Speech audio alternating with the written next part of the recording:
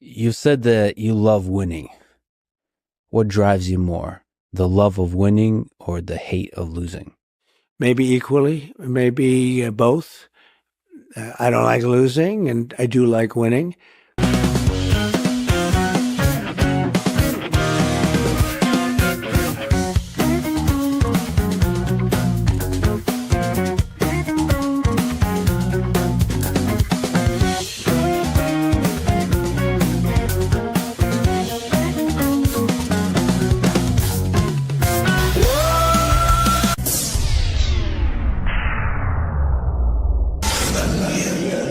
Say his name and he appears. This is a friendship that'll never ever end. Greetings and welcome to Winning Tonight. How's everybody doing this evening? I hope you're all doing and living well out there. Let me start by thanking those awesome people in the winner circle who make it happen on a monthly basis. Thank you to each and every one of you out there who are part of the solution. And a big thanks to Shelly Wolfram and Ronnie Jams for supporting us over on Rumble as well. We are broadcasting live tonight on Rumble, YouTube, and X. And away we go. All right.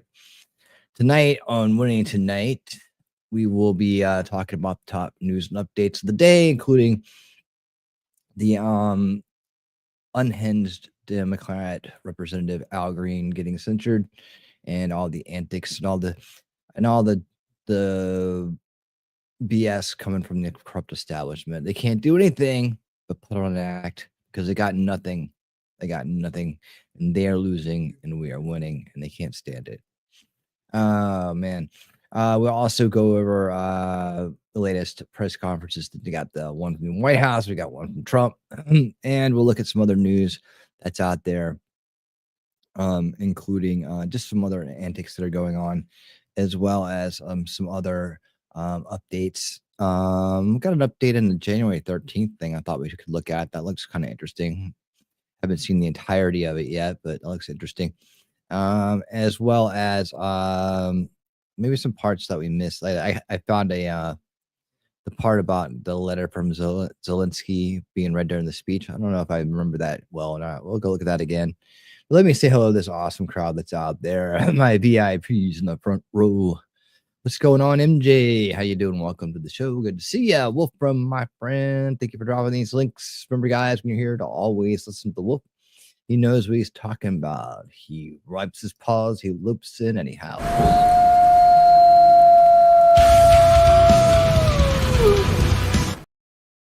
And that's how you know the Alphamod's in the house. Heidi, how's it going? Thanks for holding it down there on the Rumble side. How you doing this evening? Arby, hello. How you doing, Arby? Good to see ya. Oh man. We got Shinagram. What's up, Shinagram? How you doing? Right on time. Right on time. All right. It's always great to be on time because then you get to be in the front row. Get to be in the front row. All the cool people. There you go. Thanks. Oh yeah, and there is Talking Trash and Truth, our hostess with the mostest. She's on all the platforms, greeting you as you walk in the door with a big old hug. There she is. How you doing, Shelly? And Dark Lotus, what's up? How you doing, Dark Lotus? Good to see you. Good to see you. How's your day going? Hope it's going great. As we head on into the evening, check out our wild world we're in. All right. Hey, there's K Marshall. K Marshall, how's it going? Hope you're doing well. Hope you're doing well out there. So, guys, how's your week been going so far? Want to chill for a second? I feel like I'm sliding in sideways a little bit tonight. I got plenty to go over, but just want to kind of slow it down for a sec. See how everybody's doing. Does anybody need any special attention? Would anybody like to talk to me directly about anything that's on their mind? What the heck? Why not, eh? So, here's what's on my mind. I think I'm thinking that I'm getting the vibe that we need to kind of move on and unveiling reality to a new topic. But you guys tell me, are you enjoying the UFO alien rabbit hole degrifting stuff I'm doing? Been doing it for a while now. Like it's been a couple. What is it? I've been going a month or so, maybe more. And that all came off about because of the New Jersey drone situation, and we kind of spun into it. And then when that stuff first started happening at the end of last year, I had predicted that Greer was going to be on the grift track, and then we ran into a bunch of other grifters. We found a whole grifter universe out there, and we found some degrifters that are pretty cool that are out there too. And we've just been kind of going down that one. I just noticed that the numbers are kind of like weaning down a little bit, so I'm just making sure my crowd, taking a little marketing survey of people digging it. Are they want me to keep going with it? Maybe I can, spread it out a little bit more. You guys let me know. Just sticking a little marketing survey there. Just something that's been on my mind. But yeah. Good to see you, Dark Lotus. Glad you're here. Let's see. Other things going on today. Hey, there's Jacob Castro. What's up, Jacob Castro? How you doing, buddy? How you doing? Yep. So, down for whatever. I like that attitude. That's good. I know that some people make an entire channel out of that stuff, but then you got to get into a lot of other kind of aspects. So that I've kind of noticed, in terms of doing that kind of content constantly. And hey, Darth Kitty, how you doing? Good to see you. I don't know if I want to go on Snipe Hunter. How's it going? Welcome. I don't know if I'm going to go that far and go back into attack mode about anything like that. Eventually you got to start going after these guys, and then it becomes personal, and then you get into that wild world. And then it's also a crowd that kind of, not so much about the degrifting as it is about going after them. And it's like, that's cool and all, and there's people that do it really, really well. I do find it frustrating that the grifters seem to get a lot more reach, and they get but maybe that's part of the whole thing, right? Is that that's the temptation to become something like that for those people. And the challenge is to never let that become a thing. So I don't know, something I'm thinking about. You have a chance to talk about it right now if you want. If you don't, I get it. All right. So what do we want to talk about first tonight? Sensationalism sells, I guess. Does it make it right? I don't know. Stupid people like to pay heed to fibs. Explains my Dems runs my state. Yeah, I guess so. I would think there'd be an even amount of calling that stuff out too, because that's can be sensational. I guess maybe it's a matter of making degrifting, calling out the bad actors more sensational. Is that what it takes? Who knows? Okay. Why am I keeping an eye on Twitter? What's going on Twitter? Why am I keeping an eye on it? That's a very broad statement.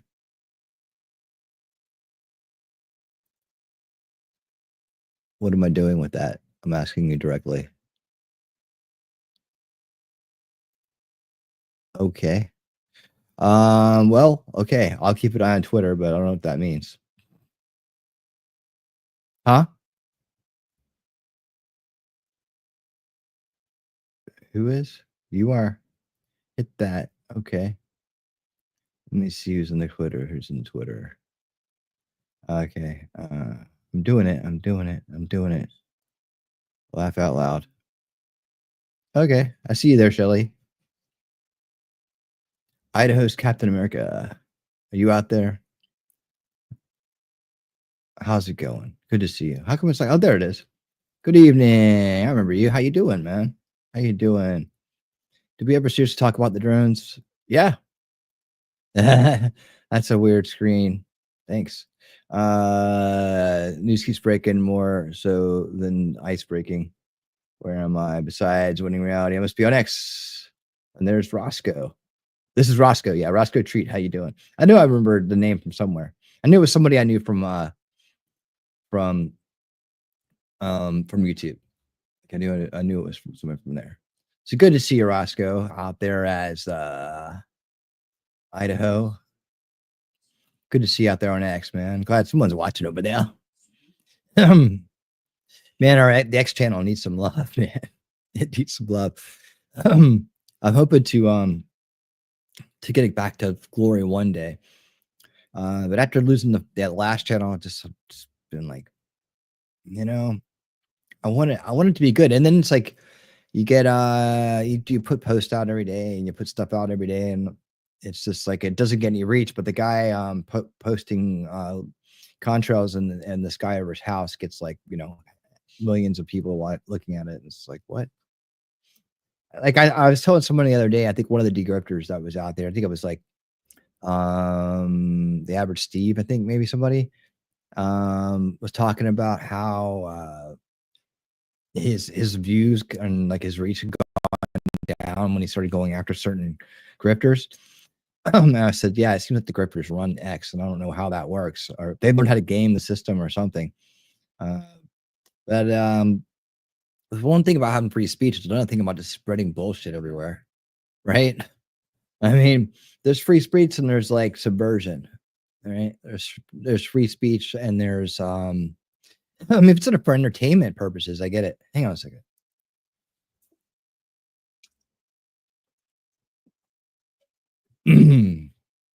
All right, there we go. Let me get something to drink. They don't. They got. I mean, for counterfeit products, counterfeit goods. I mean, I don't even have a sponsor, so I don't know what the hell they were talking about. But I couldn't reach anybody over there to fix it, which sucks. It's like, man, I tried everything, and they just give you short answers. It's like as bad as YouTube. Oh, we're not going to restore this account. Okay, but why did you take it out in the first place? Here's a link to about 10 different things it could be. What specifically did I do? Or do you think I did? There's no human to talk to, and that's a problem. When the AI gets in a loop and it can't reason. I thought maybe the upgrade to Grok upgraded the support. I mean, I can't imagine I'm actually talking to a human being that just keeps sending me back the same shit, because it's like it's either cut and paste or it's automated. And it looks like it's automated, and it looks like it's automated. It has to have some kind of AI look at it. So there's definitely automation in the auto replies that are there, right? But then do I ever have, is a human ever looking at it? That's why I miss call-in lines. I miss support lines, man. There's a problem when you don't have a human to talk to. You can't actually call into support. I'd imagine their support center would be outrageous, right? But I mean, at least you get something done. You get real customer service. And until chatbots or you know, fully AI support systems catch up, you got to have a human being somewhere in the mix. You got to have a human in the workflow somewhere, man, that you can get out of the AI workflow and be like, look, you need to explain to me exactly what it is, because I think there's a mistake. And that's a mistake that the AI is not able to pick up on. Like, it's not able to be like, am I making a mistake? Let me check and see. You know, and it keeps tripping over the same thing that set it off. So that's a problem. I hope that gets fixed. And until it does, I don't know how motivated I am to compete with the grifters of the world out there and trying to spread truth and on X. But I do like X, and I wish it would get fixed. That's all I can say about that. Blue Lantern, what's up? Hey guys, I called in tonight and used a sick day to enjoy that. Well, that's just to watch me. Wow, you're like my favorite now. I was thinking about starting a ScrewTube channel, but with my luck, the pussies would delete my channel. Maybe, yeah. You never know. Depends on what you do. Just keep your clothes on. Memento Mori, are you out there? Hey, Memento Mori, how have you been? What's going on? See, just taking some time walking into the first story of the night, just chilling with the chat here, having some fun interactions. I figured we'd start out like that tonight. It is the Thursday edition of Winning Tonight. That's the other thing I could do with Wednesdays too, is I could do another night of this. But you know, the hardest part about this show is coming up with thumbnails every night. Okay, so what am I talking about tonight? What's today? You know, a lot of people out there, and I do like media analysis, right? So I find media, we analyze it, we talk about it, give me my takes on it. That's the thing, you know. 2 decades of fighting the corrupt establishment, all the things I've learned, all the things I've done. They're all realized here on this show, in this channel. Um, but a lot of people I pull up are people that are doing like daily videos and journalism and stuff like that. So I'm not to that level, and I don't know if I'm heading that direction or not. But that's what I do. That's why I do what I do. So I'm having to come up with stuff every night. It becomes a full time job too. It's like, but it doesn't like, this is a full time job. It would be equivalent to like bagging groceries or something, at least at my level where I'm at. And that's just, it could change. Who knows? I'm sure AI has its uses, but I have a lot of reservations about its awareness and ability to override humans without restrictions. It needs to be a human in the mix, man. At this point, it has to be. Has to be. And when you take a human out of the mix, and you're not at least checking in on it, auditing it yourself, that can get messy. You never know what it's going to run off to. So yeah, it's not ready to be left on its own yet. I can't wait till our augmented reality glasses get good and you can have an AI avatar like a Master Chef, like Master Chef did with Cortana. What's that? What's Master Chef and Cortana? Is that good? Is it a movie? I used AI to make thumbnails for YouTube, but that's about all I do with it. Yeah, I was doing that for a while using Grok and to come up with like some cool stuff. And then it was just like, I don't know. I do it my way. And like, I wanted to have to do something with what I'm talking about. And I like using real pictures instead. So I just I just use it, blend it together, and put together something. I guess it's been going all right in the thumbnail department. Let me see. Not too bad. Not too bad. It's pretty much on par with other shows like mine, and as far as the format goes, a little bit of a Next News Network styling there going on, but a little different. My own touches on it, my own brands, my own branding and stuff.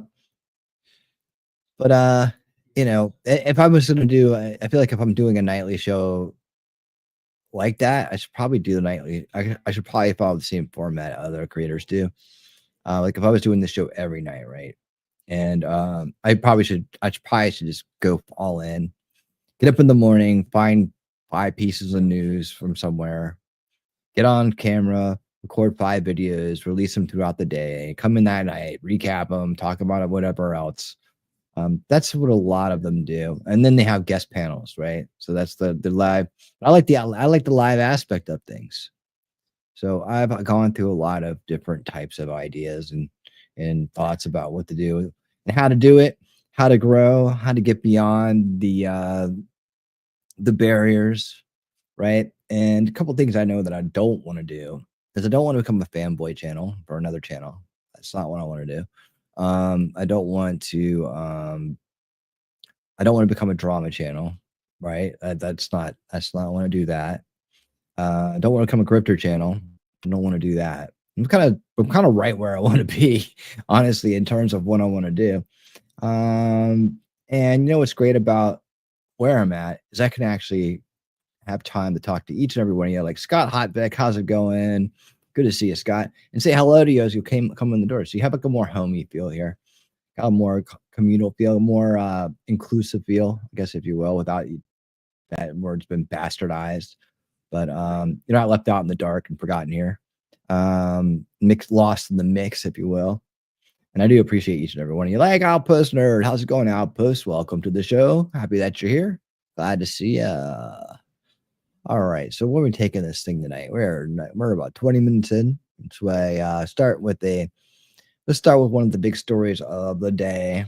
Man, these guys are clowns, man. If this is all they got, we're a good spot here. We're in a good spot, especially since we're finding that more and more people agree with what's going on.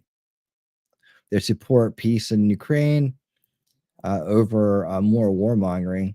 They support Doge. They support government efficiency and cutting down on waste and not having our money spent on things that don't make any sense at all. More and more people are starting to figure that out, and so that's why I think you're seeing the major temper tantrums. And as I said, every time we've made progress, right?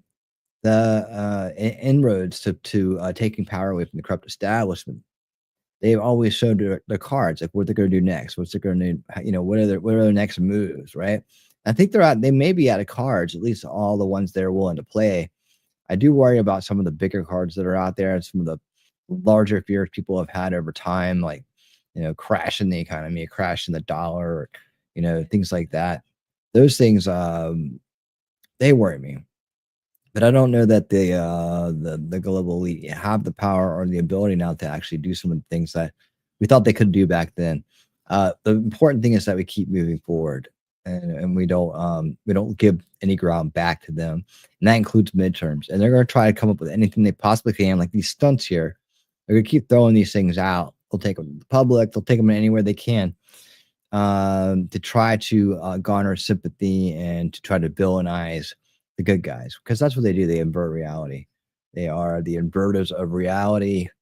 They are the projectors. They are the narcissists in the world, and they want power, and they're willing to use anybody and throw anybody under the bus and crush anyone to get it and to keep it, even their own. As you can see here, when they coaxed poor remedial Al Green into becoming their useful idiot. Check it out. Mr. Green, take your seat. Take your seat, sir. He threatened him with a cane. Take your seat.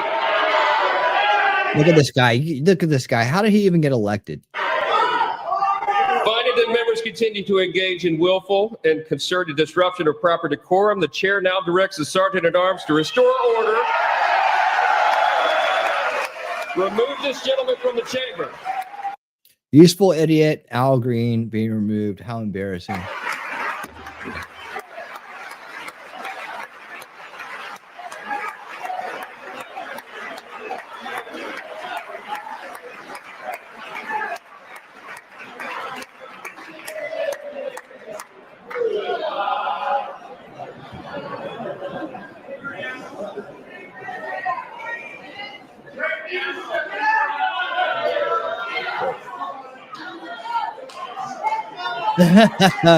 Everybody's sick of it, man. Everybody's sick of it. Nobody's going to put up with this BS. And it gets worse, so hang in there. Members are Yeah, me too, directed X. Me too, to Darth. Me uphold and too. maintain decorum in the House. Mr. President, you continue. Thank you. You guys, it just keeps getting worse. I keep thinking that it can't get worse, and then it gets worse. You know how we're already talking about how embarrassing it was that Why is she moving like that? That is really annoying. What is that? What's going on here? the Democrats were so Is this a new useless thing? last night at the State of the Union with their little, we're going to be the pink ladies from Greece. Look at our little ping pong paddles. This is the resistance, folks. And while they did nothing to protest, Al Green, Representative Al Green from Texas, who is the only one that did, who actually got up and said something and got kicked out of the hall, they want to censure him. Yeah, Democrats want to censure him for protesting. It's like they don't realize that they're supposed to be the opposition to the Trump administration. Some Democrats aren't ruling out voting When you're opposition to when what you're opposing is good, what does that make you, right? for Representative Dan Newhouse's resolution to censure Green for breach of property conduct. Every single one of them should have been doing that. The fact that he was the only one and they didn't all get up and follow him, this is insane. This is your pathetic resistance. The centrist House Democrat who spoke on the condition of anonymity, because of course you did, you coward, so that what Green did was inappropriate. He became the story, not the price of eggs. Why don't you dumb motherfuckers understand how politics works? Why do you think you do? Why can't you sit still? Why are you moving all over the fucking place? You need to worry about trying to make a decent video. so her idea of politics is just can be combative, right? This is her idea of politics, not to do the right thing, not to have a stable government body that works cohesively together. I mean, the whole idea that we're supposed to be left and right is a construct that I hate to use that word too. It's been bastardized, but it's something that we just were born into believing, right? Not that we're just supposed to be America and work on the best ideas possible under the Constitution and constitutionality. We've been programmed to believe that we're supposed to have a left and a right, right? Well, I've talked about the paradigms, right? And how most of us here were born into a false left right political paradigm, right? Because we were supposed to believe that they were Democrats and Republicans, but what we had was Democrats and neocons. And they were always working together behind the scenes as one big corrupt establishment. So we used to actually call it, back in the day, before we shattered the illusion of choice with Trump, the illusion of choice, and became real choice. The establishment left and establishment right. And that's how we would differentiate between the two. And then there was the Ron Paul faction, the Liberty faction that was up and coming. All right. So we have that. But the idea that we're supposed to have two different parties fighting for power in our country, where does that come from? It's not in the Constitution. It's not constitutional thought.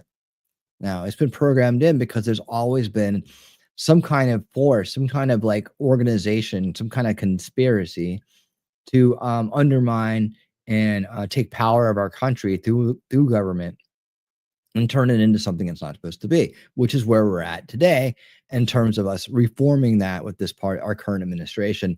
This is where we got to. This is how movements like the Ron Paul movement and the MAGA movement were formed as resistance to the corruption that was this paradigm, right? This left-right paradigm.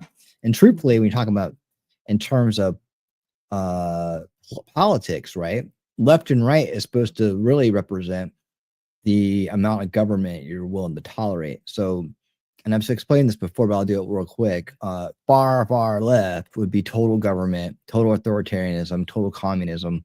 That's the far left, but without adding the Marxist part to it. I will add that in a second.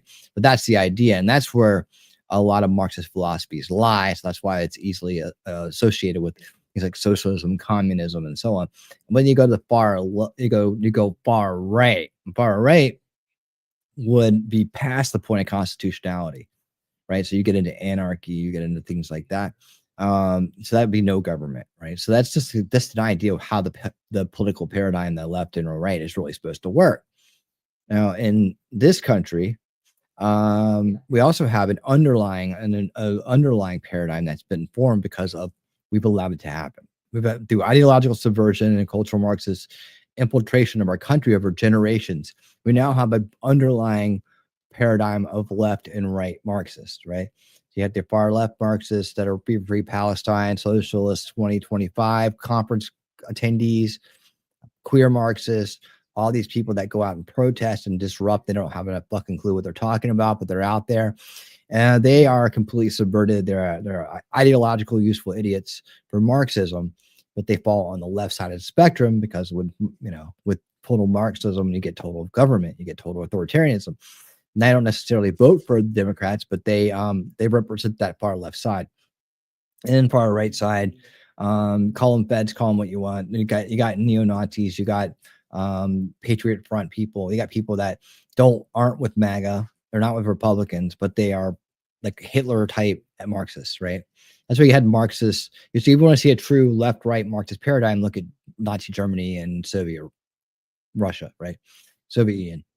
There it is. So just realize this on a subversive level here in the United States, and that's what we have underneath. So when you see these outliers, these people that are outliers, they're really all useful idiots for the establishment, but they get associated with each side. So that's what they have, this left-right thing going on. But this lady right here believes that what you're supposed to do is just be in complete opposition with the other side of the party. And I'm saying that right now, in this state, in our state of being right now, what we have here is we have Americanism, and we have everything that shows us what Americanism isn't, right? So you have the corrupt establishment that's like out to get all of us, right? It's even its useful idiots. It's against them too, right? So you got that's one side of the true paradigm in this country, in the world even, right? And the other side is everybody else. So if you're awake, aware and resisting that corrupt establishment, you're the anti-establishment. You would be the other side of that paradigm. So if you think of things in terms of that and look at how things played out in 2024 with people like the Cheneys and the Bushes and all the old neocon rot. I mean, most of it were already there, but the rest of them made their way over to the Democrats, right? And then we pulled out the decent people on the left, like our RFK Jr., Tulsi Gabbard, and others that are finding out, hey, you know what? This is not what I thought it was. I'm out of here. These people are trash. I'm with the pro-America people. I'm with the people that want to do it right, the constitutional people, right? That they woke up and figured out what the real paradigm was. Now we use labels like Democrat and Republican these days, and maybe that's just going to become a way to distinguish between what's American and what's not. But this idea that we're supposed to have two parties that are in constant combat, like old movie McGreen Scream right here was saying, is completely mind control bullshit, right? It's completely bullshit. But she thinks she's smart. Look at that girl, man. Oh my God, we wouldn't last 5 minutes, darling. Like, why don't you understand that? Not the price of eggs. First of all, you guys wouldn't be able to do an effective job talking about the price of eggs if your lives depended on it. If your next lobbying check depended on it. Boy. So once again, we got to talk. Hard to tell. I mean, was she on our side or not? I couldn't tell, but either way, she was annoying. Real quick, let's do this. Oh boy. You take the blue pill. You wake up in your bed and believe whatever you want to believe. You take the red pill, and I show you how deep the rabbit hole goes.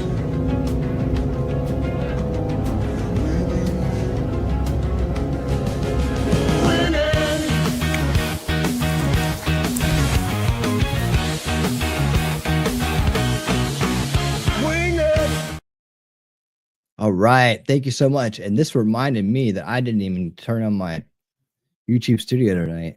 I need to make sure I remember to do that. So now I'm going to plug on in there, or I should have been already. Make sure I got the chat on live. And I will find out who those awesome people who just got gifted memberships into the winner circle. Darth Kitty, welcome. Wallace Lady Reads, welcome. Rolas Robert, welcome. Danielle. Is that Danielle or Danielle? Is that Danielle? That can't be. Is that Danielle? It's just, I think I'm seeing dark hair there. And Salty Dog 78. All of y'all, welcome. Into Indonesia. All right, Salty Dog 78 in Indonesia. Little D Danielle. Yes, that's what I see. All right. Welcome, guys, to the winner circle. Make sure you thank Shelly for this awesome gift of memberships. Thank you so much, Shelly, for doing that. Amazing Disgrace. How are you doing? I see you there. How's it going? How's it going? All right. No. Wow. I really did put your name in the title, didn't I? Sorry about that. It just worked, man. It just worked. Yeah, Al Green is a disgrace, man. Not the singer. He was pretty good, I guess. But this guy stealing his name, culturally appropriating his name.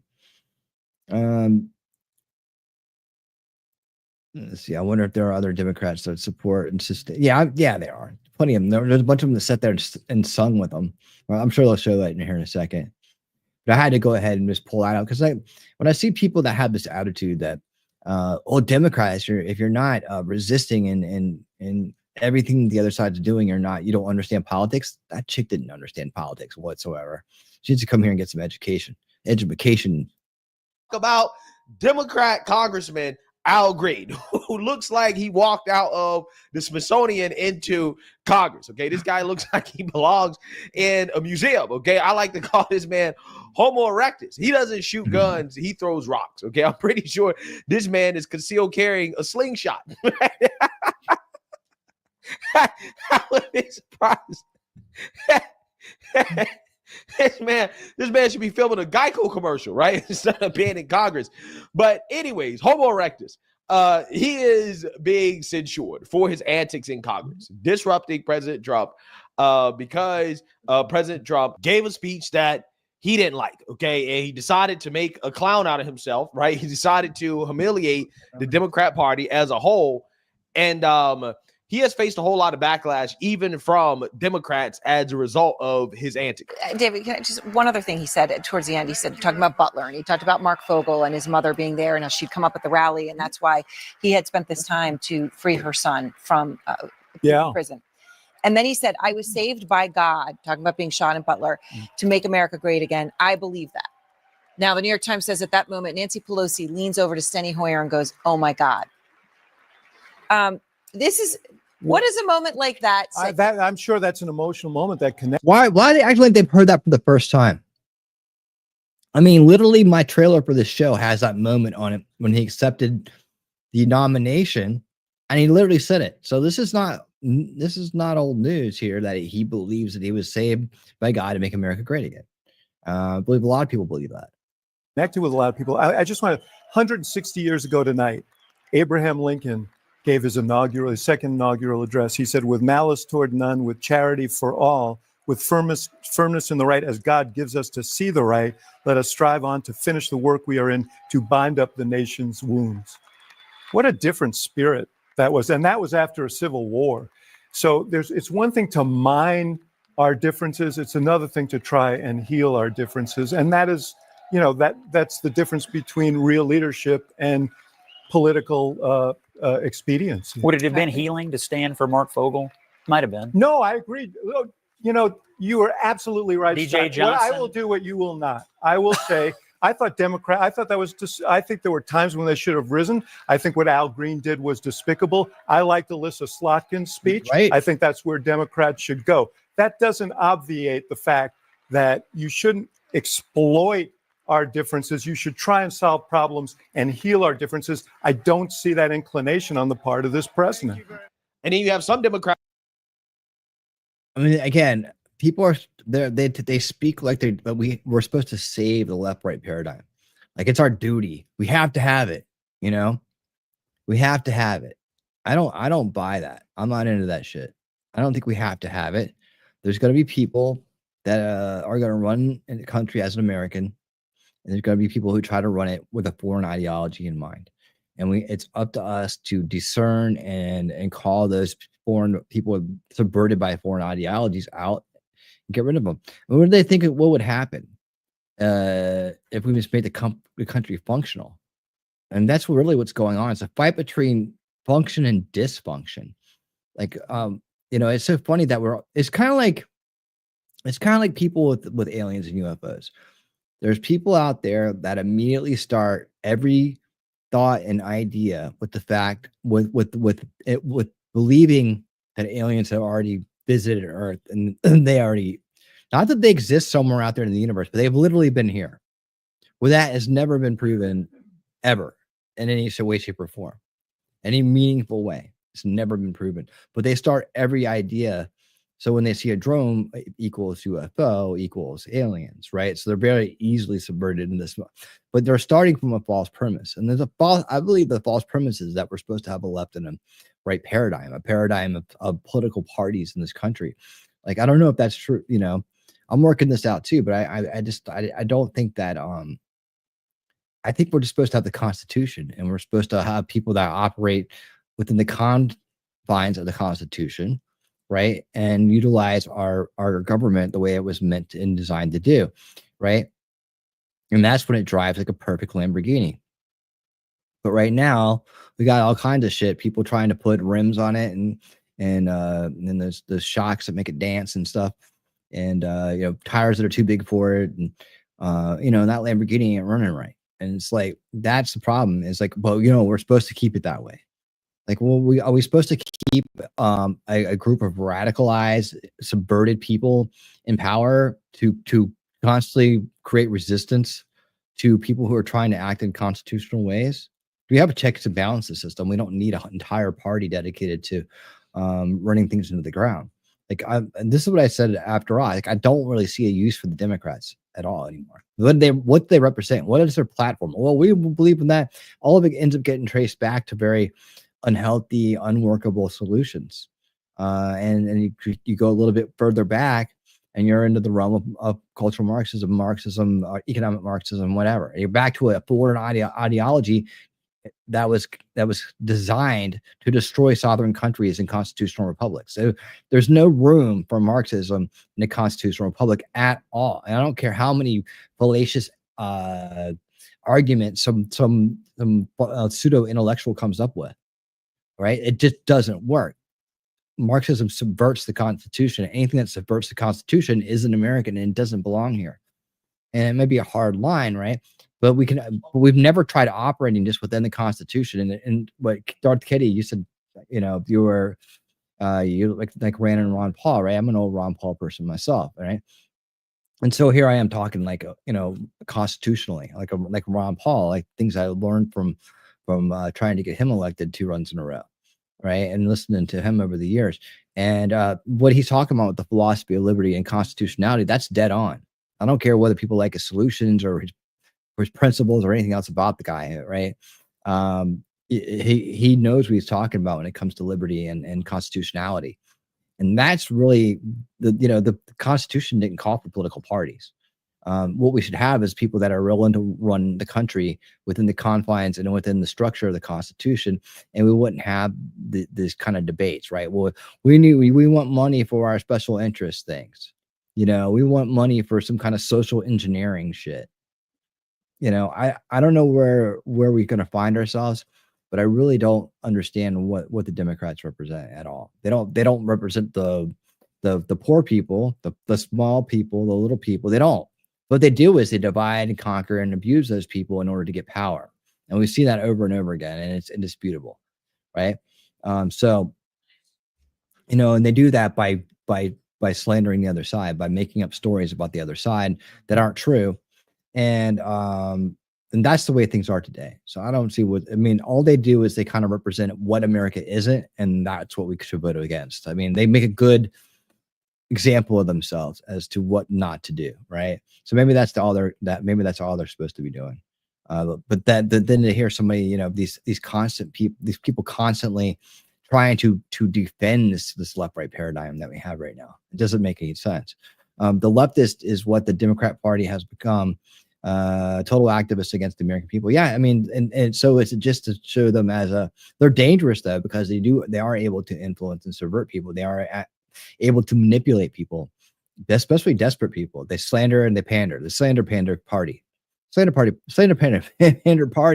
Yes, that's what they are. Trump has already spelled it out. If he does something good, the Dems have to be opposed to it. Yeah, that's exactly what it is. And it doesn't make any sense, does it?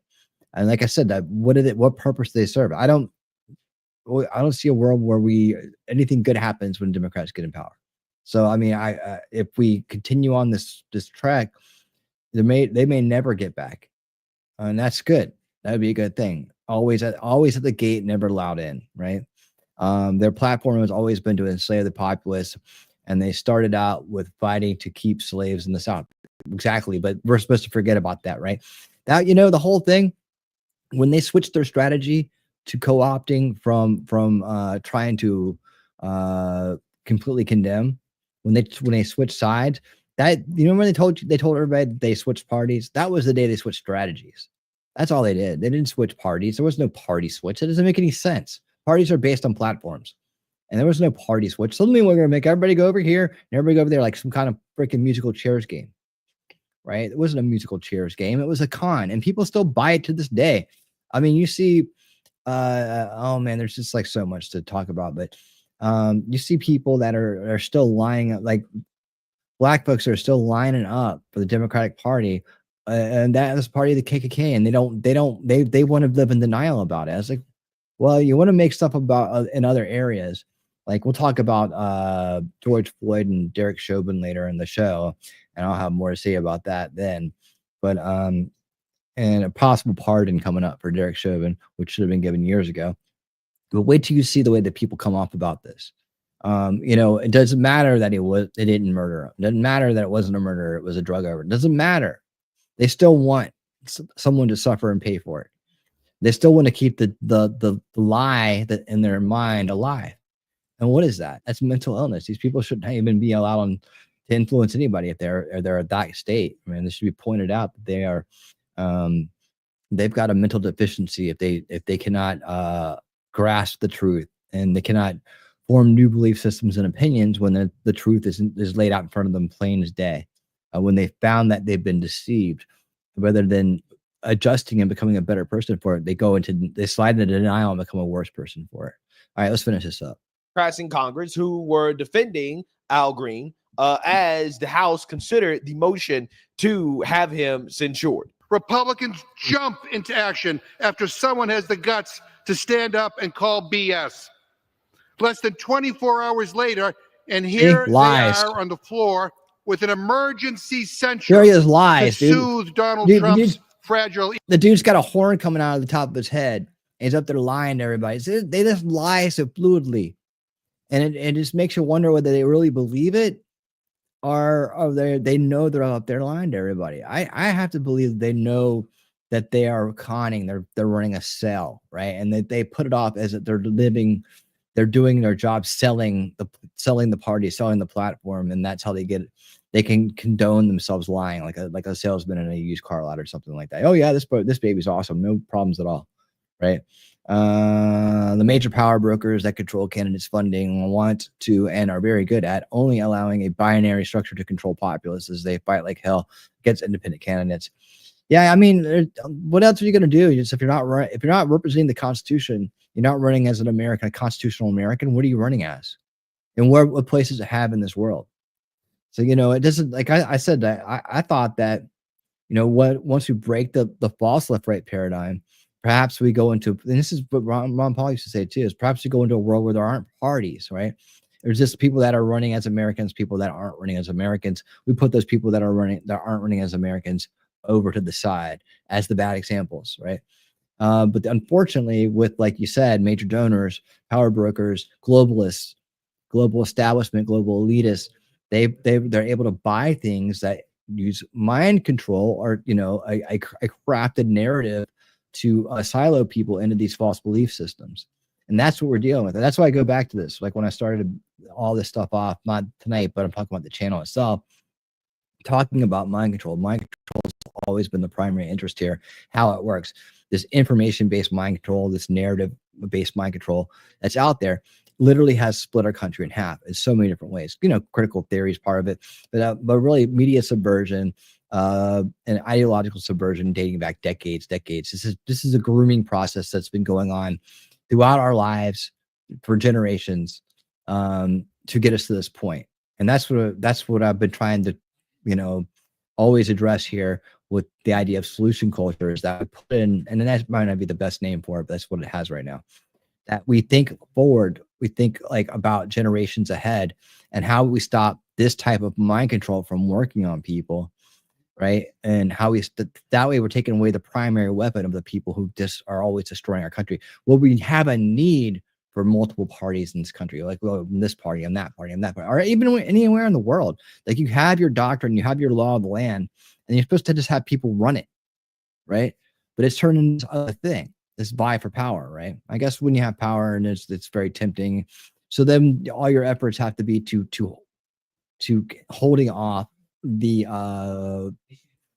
power hungry, corrupt psychopaths, sociopaths, narcissists, whatever, that come for it and want to just completely game it for themselves. And that's what right now it's like decades of success, but also being siloed off by information has turned us into a society that is turned a blind eye. We become demoralized to what's right over the course of many different generations. And now that has a chance to be undone, we need to go all the way and put in preventative measures to keep it from happening in the future, so that our grandkids and their grandkids all have the kind of place that they're supposed to have to grow up in, a safe place, a prosperous place, a fair place for everyone, and who live in reality, right? Reality-based truth, right? As we talk about here, reality-based truth, not grifter bullshit, not subverted bullshit, but reality-based truth. But yeah, it takes a while, right? It takes a while. We are the awakened generation. We understand what's going on. Now we're the generation that's reforming things. The generations that are trying to reform our country as the last bastion of freedom in the world, really. Constitutional freedom, Bill of Rights freedom, and then take that into the future. But how do we hang on to it? How do we make sure that 3 generations, 4 generations down the road, Hornhead here and his friends don't take back over and screw everything up, and next time do it worse with more, with on the backs of our labor, on the backs of our technology, our innovations, right? They take the the systems that we built and they turn them against us. We have to think that way, or they will do it. And as been pointing out by the way that they're acting right now, they're never going to stop. They're too brain damaged to stop and understand. They're too demoralized to come back around and become a moral person again. They're going to keep dividing. They're going to keep hating. They're going to keep inverting reality. They're going to keep doing the things that that destroy life for people, that are they're on the path of evil and destruction. So, we have to figure out a way to minimize that and manage it. Put it in a cage, with holes so it can breathe. We can go look at it and be like, you're in that cage, or you ain't getting out, right? I mean, that's the only way you deal with it, or it flips back around. And I always worry about if it flips back around, right? If it comes, say we got everything going perfectly here, right? I mean, everybody becomes prosperous, kids are playing in neighborhoods again and safely, and people are living pretty clean, healthy lives. And then we all we kind of fall asleep for a decade. These people, there'll be people out there that'll come back in and try to rerun the plan again. Then another 3 generations down the road, everything will be screwed up. There'll be, tranny dogs and non-binary cats everywhere, and they'll they'll come back worse. And then if these elitists ever get their hands on a mechanism to ever control anything, from controlling big populations by just a few with technology, say robots, say drones, say shit like that, they ever got their hands on that kind of stuff and were able to wield it unopposed, unresisted, then we'd really be in trouble. That's the dystopian thing. Like, it goes from Brave New World to 1984. Like, some people used to say it's and or. I was like, no, it's more like one thing leads to another. And so I think the only way you fight that is by having preventative measures. And that's something we've never done in the past. That has to be the evolution on our side. Say, okay, now we understand the problem. We know that people can be controlled by through information.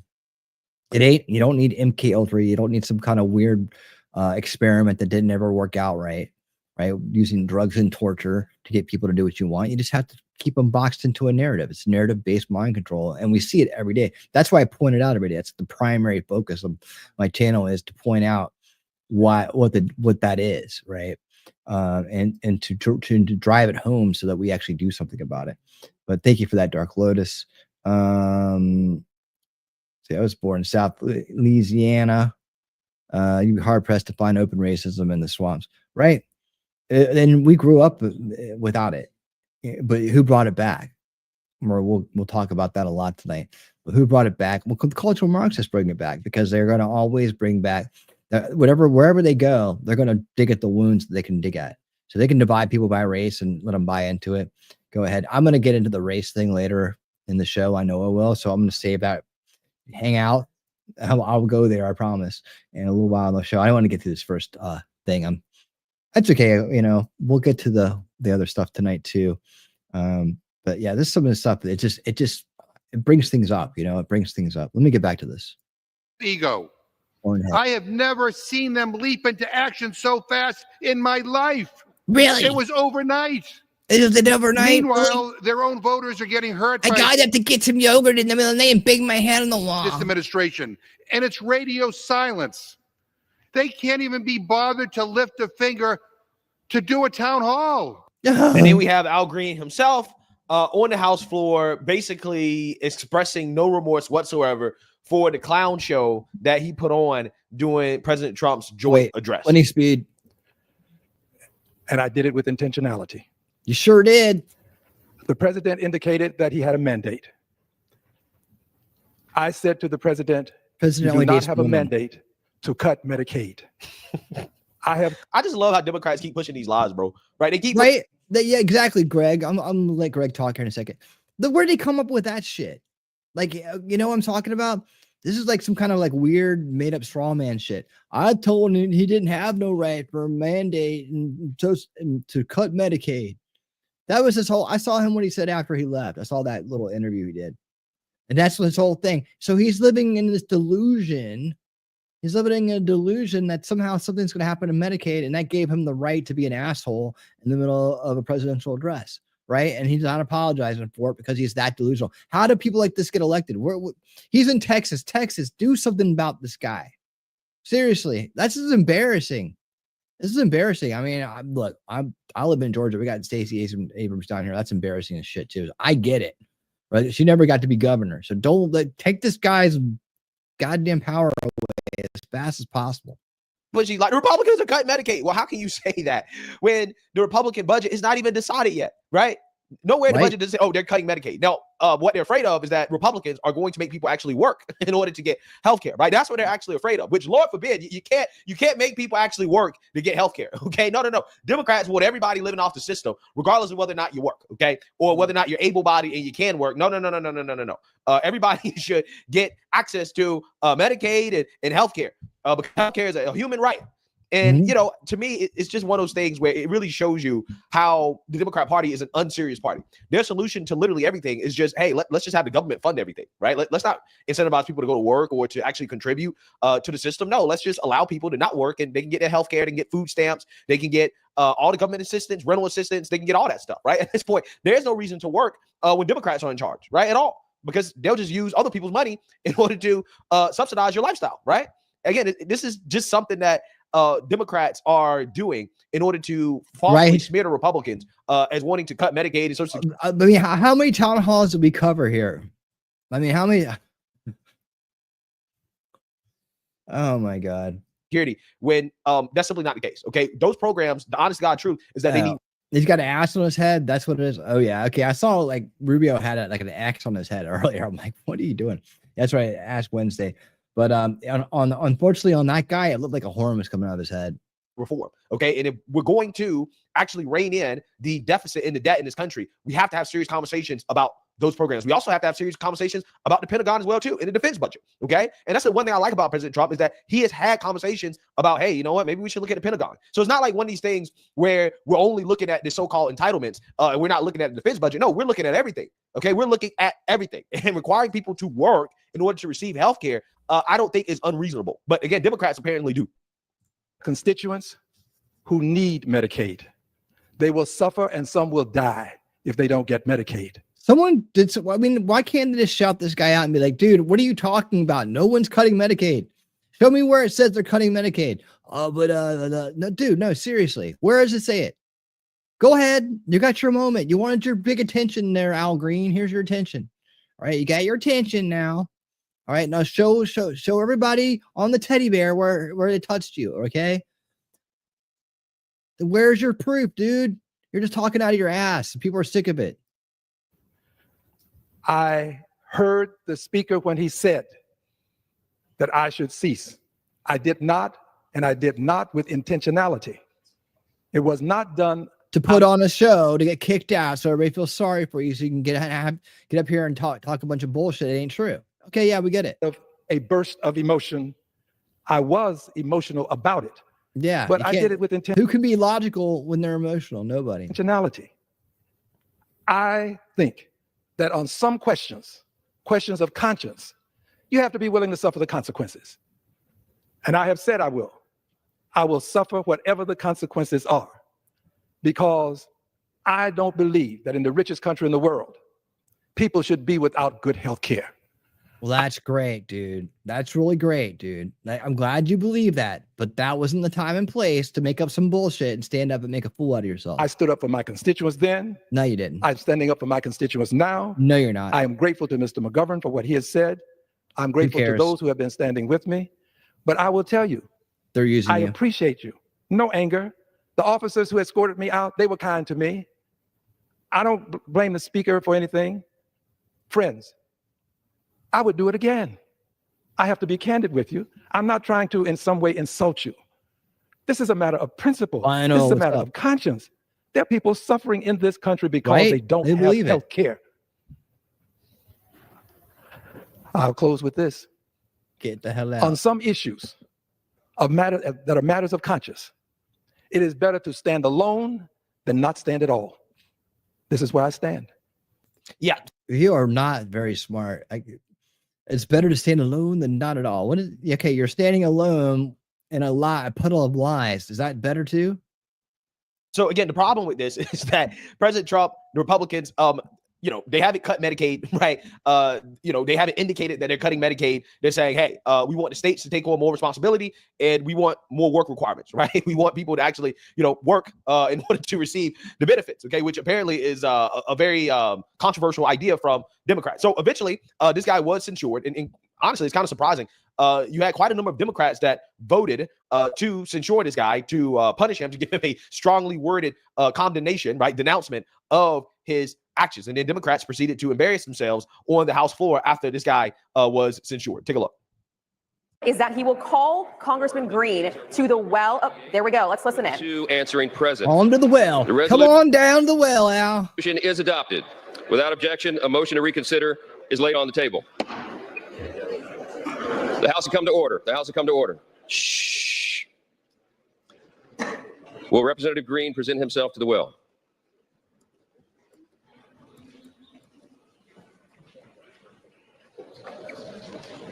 By its adoption of House Resolution 189, the House has resolved that Representative Al Green be censured, that Representative Al Green forthwith present himself in the well. This is the well down here? That's the well over here? I guess so. That's where he's at. And all these people came down to the well with him. What a crew, dude. Anybody want to be led by these people? Not me. Well, of the House of Representatives for the pronouncement of censure, and that Representative Al Green be censured with public reading of this resolution by the Speaker.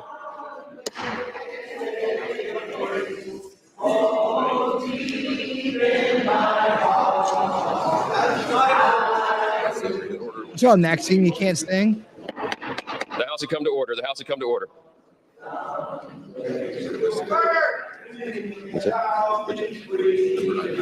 Keep doing this.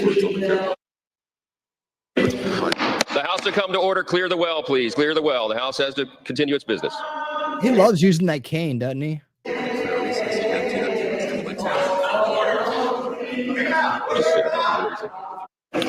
Pursuant to Clause 12A of Rule 1, the House will stand in recess, subject to the call of the chair. Some breaking news we've been following. It has to do with Texas Congressman Al Green. The House has now voted in favor of an official reprimand for his disruption of the president's joint address to Congress, and several Democrats voted with Republicans to censure him. But then things went off the rails a bit. That's right. This all comes after President Trump. He was trying to give his speech. Oh, I can't Al Green disrupted that. Congressional correspondent Kilmany Dukart is live at the Capitol with the fallout from that. I know, they're oppressed. What happened here They're today? very oppressed. Kilmany.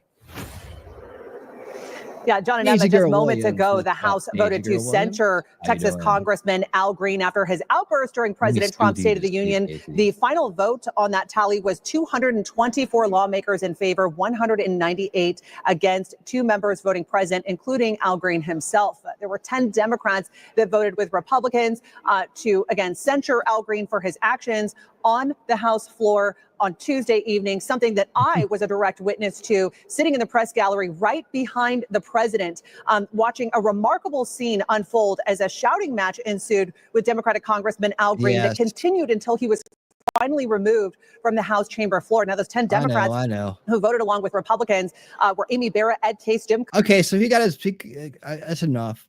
That's enough. He got his big moment in the sun there as the useful idiot for the Democratic Party. Once again, abusing a black man. It's sad to see that this is what they've come to. This is all they got. But that's not the only antics going on around here. They all kinds of antics. But let's take care of some business first. I didn't even set a goal tonight, but that's okay. We're gonna go goalless tonight, and we're just gonna go on down the line. Remember, these super chats do level up. They do level up, and here we go.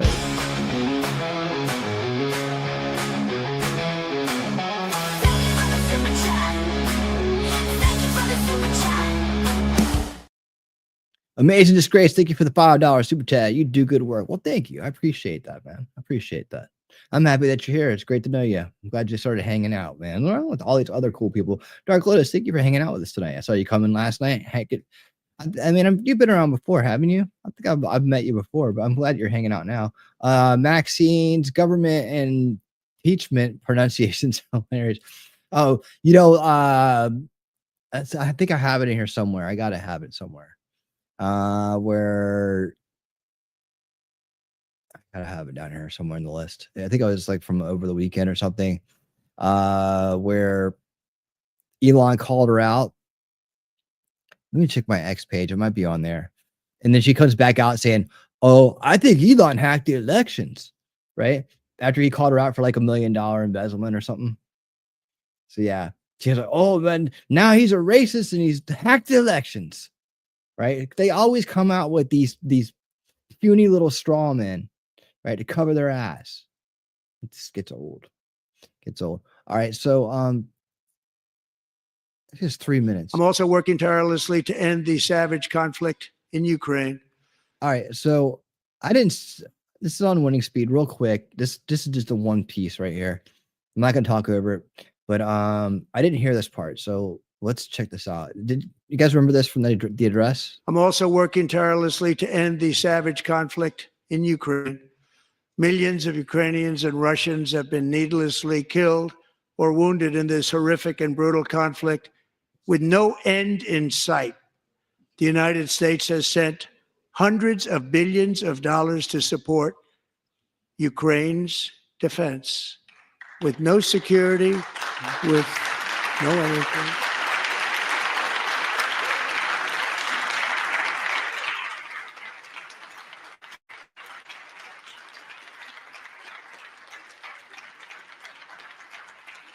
Do you want to keep it going for another 5 years?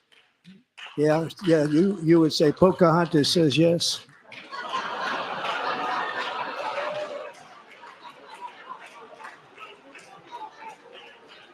There you go, warmonger. She's like a war chief. Like clapping for more war. 2,000 people are being killed every single week. More than that. I think I saw Lex come. They're Russian young people. They're Ukrainian young people. They're not Americans, but I want it to stop.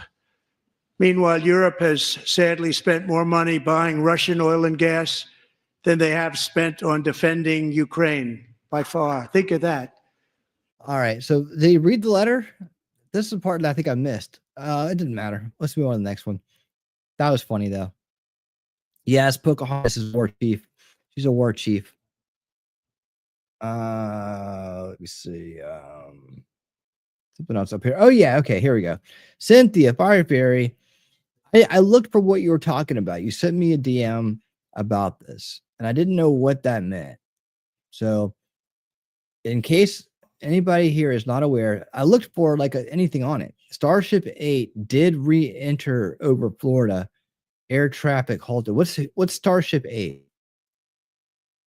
I mean, I really did try to go look for it. I didn't have a lot of time, but I was looking all over. What is this? And did it really burn up a whole like gas station or whatever that was you sent me a picture of? You gotta understand too, my X feed is like all UFO grift and degrift.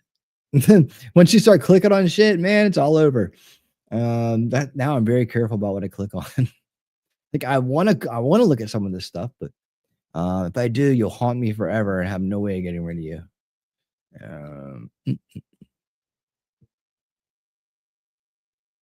Maybe I didn't save it on X. Where did I find that, Eric? Well, here it is. Oh yeah, here it is. I'm talking about Maxine. I'll pull this up real quick. Old Maxine Waters. This one right here. Yes. Here we go. There we go. So she stole $1 million of taxpayers' money? ? Breaking exclusive. Ask Maxine if the reason she's like so against Doge is because she was caught funneling over $1 million in regulated funds to her daughter. That's my daughter. But because of her goon squad recognizing me, hold on. What year is this from? What year is this from? Is there any way to tell? I remember this from way back. How old is this? Nick Sorter. No, 25. That's recent. I remember something like this from like back in like 2016. Yeah, so here she is. She's like, leave me alone. Fair question. Why are you so worried about Doge? You're pushing me. You're pushing me. Why are you so worried about Doge? You're pushing me. You're pushing me. You're pushing me. Doge has a very high approval rating amongst the American people. So what? You don't like the will of the people? Maxine, you funneled over $1 million in campaign funds to your daughter. Is that why you're worried about Doge? Oh, busted. And then so she comes out and she starts making up some wild stories about Elon hacking the election. You see how they do that? That's tactical, man. That's tactical. That's a sign of a corrupt person and a guilty person. So no doubt these people are all guilty. And that's why they do the things they do, the way they do the things they do. All right, so evidently, there is an article here I should look at. SpaceX Starship craft explodes mid-flight for a second time. Ooh, SpaceX pulled off the rocket booster catch maneuver during its 8th test flight, but the Starship spacecraft exploded over the Caribbean, according to reports from residents. Oh, that sucks. That sucks. And what specifically, I have to look into that myself, but on my immediate questions, what specifically is that Starship doing that other ones aren't? They've gotten Starships up before, so I don't know what's special about that one. But we'll figure it out. We'll figure it out as time goes on. They'll keep doing it. They'll keep doing it until they get it right, and that's okay. Because it's better to try. It's better to try and fail than try not to fail. Right? Okay, I think I said that right. So, onward with the clown show that is the Democratic Party. Just a reminder, later in the show coming up, we will have the White House press conference and the presidential executive order Trump press conference. The most transparent administration in American history rolls on, and we like to get together and go over that stuff here the latter half of the show. So I'm glad that you guys are here, and I hope you stick around to watch those with us and watch them to completion and participate, talk with us about it. Anything you want to, anytime you want to. I usually get to it. I usually do. Here we go. Let's rev it up. I'm going to grab a drink and you guys will watch this. Focused on exposing the abundant hypocrisy of the left. Now, it's no surprise. I mean, everybody knows that the Democrat Party and leftoids in general are completely detached from reality. They're living in their little safe spaces, away from criticism and scrutiny, right? They're living on places like Reddit, where they can go ahead and ideologically circle jerk each other, while the moderators banned any dissenting What the hell's voice. Reddit? It's pretty much an open secret that the Democrats have their heads shoved so far down in the sand. But you know how some people might think that that's really only the far left? It's only the lunatic blue anon folk. Even Charlemagne Gagaud said something kind of similar the other day. I do think that there are people in the party who know they have to make that adjustment. And you're seeing it, right? This notion that the Democrat Party, oh, they get it, and the crazy far left nonsense is getting rooted out by the stem. Just you wait. Yeah, I think that might be a little bit of a naive understanding of the current circumstance. While it is true that there is, let's call it a Bill Maher faction within the Democrat Party, and certainly the donor faction that's trying to push back hard, especially on the far left nonsense, the idea that they're getting anywhere, yeah, well, I think stating that might be a little bit premature. And I'm not just saying that. I've got the perfect example to show you guys. The left is still being pushed in two different directions. Let me show you guys exactly what I mean by that. We got some stuff to get into, so let's roll the tape. Okay, so panic is hitting at the Democrat Party. We've already covered how major Democrat donors are starting to turn on the party or coming out publicly berating the Democrat Party. Not to mention top Democrat strategists who are doing similar things like Lindy Lee, for instance. So basically, there's a whole lot of discontent, especially from the people who are funding the machine. And so recently, a bunch of Democrat consultants and big-time donors held an event at an undisclosed retreat in Loudoun County, Virginia, where they all sat around strategizing about how they're going to turn the ship around, how they're going to get this party back on track. And well, someone leaked some of the takeaways or some of the talking points and top ideas from this DNC brainstorming session, releasing it to the public for everybody to see. Take a look at this. Here's what they're suggesting for the party. Politico writes, playbook, Democrats in despair. Those gathered laid out 20 solutions for how Democrats can regain working class trust and reconnect with them culturally. The party should, quote, embrace patriotism, community, and traditional American imagery. Democrats should ban far-left candidate questionnaires and refuse to participate in forums that create ideological purity tests. Oh, you mean like the Democrat primary process, where everybody has to raise their hand when asked if they would fund transgender sex reassignment surgery for illegal criminals in prison? I know it never happened, but you kind of get the point. And when they did all raise their hands, it was for giving illegal immigrants taxpayer-funded health care. And I'm sure in the current state of the Democrat Party, if they were all asked, is voter ID racist? Again, it would be one of those ideological purity tests where if you say no, immediately you're disqualified and cannot even secure the party nomination because the far left will turn on you. But anyways, they also got to move away from the dominance of small dollar donors whose preferences may not align with the broader electorate. They should push back against far left staffers and groups that exert a disproportionate influence on policy and messaging. You mean like the young woke Gen Z staffers that told Kamala Harris not to go on the Joe Rogan podcast? Candidates should get out of a— You know what they don't realize is they've already opened this can of worms. So now they're going to try to, well, we can fix it now by doing this. You got generations to go. So you created all these people. You created them the way that you wanted them, and now you have them. Elitist circles into real communities. So no more Beyonce concerts. No, they got to go to tailgates and gun shows and local restaurants and churches. And the last point, the party needs to They got to start lying. They're going to start wearing masks and pretend that there's something they're not, right? the failures of democratic governance in large cities and commit to improving local government. Oh, it's just so stupid. I love how all of this stuff is just basic common sense for any rational adult, but for Democrats, they need to do a seminar. They need to, get all the brightest thinkers and strategists together to come up with all of these ideas. They're probably going to spend millions of dollars on research and focus groups too. It just goes to show how fake and out of touch these people are. They're such out of touch metropolitan elitists. Ooh, we got to get out of our fancy galas and start showing up at gun shows and tailgates. Yeah, I don't know if that's going to work so well. How's it going to go over? Stick out like a Dems. Yeah, hey, nice gun there. Can I talk to you about Marxism? Yeah, that's going to go over real good. And I think that's where everything happens too. Well, I was talking to a fella down at the tailgate today, and he changed my mind. I'm a Democrat now. Yeah, that's going to work. Sore thumb. They're just so damn fake. But, criticizing their lack of authenticity aside and how they clearly still don't get it, it's not about pretending as if you connect with people and pretending to be a part of the working class in their cultural environment. It's actually having and forming a genuine connection with these people, despite the... I mean, dude, that's what I'm saying. Like, they're going to try anything they can do to start manipulating people, right? And some people will be manipulated, but not many. And they will, they're going to get out of elite circles, huh? So that's an admission of guilt, isn't it? That's where they are right now. They're all you poor people voting Democrat, thinking they're hooking you up, thinking they like you, thinking they care about your life. Oh, they need to get out of their elite circles, according to them, and into real communities. Yours isn't a real community, and they ain't gonna go down the hood, right? Unless they're gonna try to get you guys to do something for them.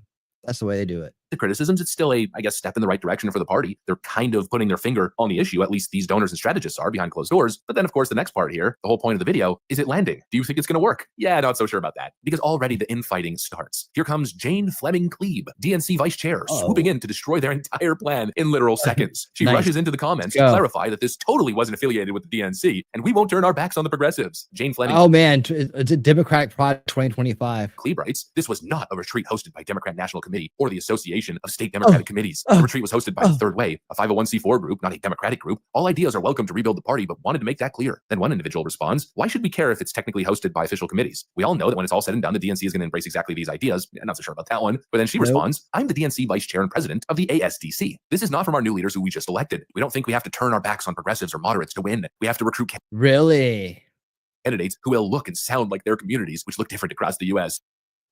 Oh, good. I'm glad they're thinking like that. I'm really glad they're thinking like that.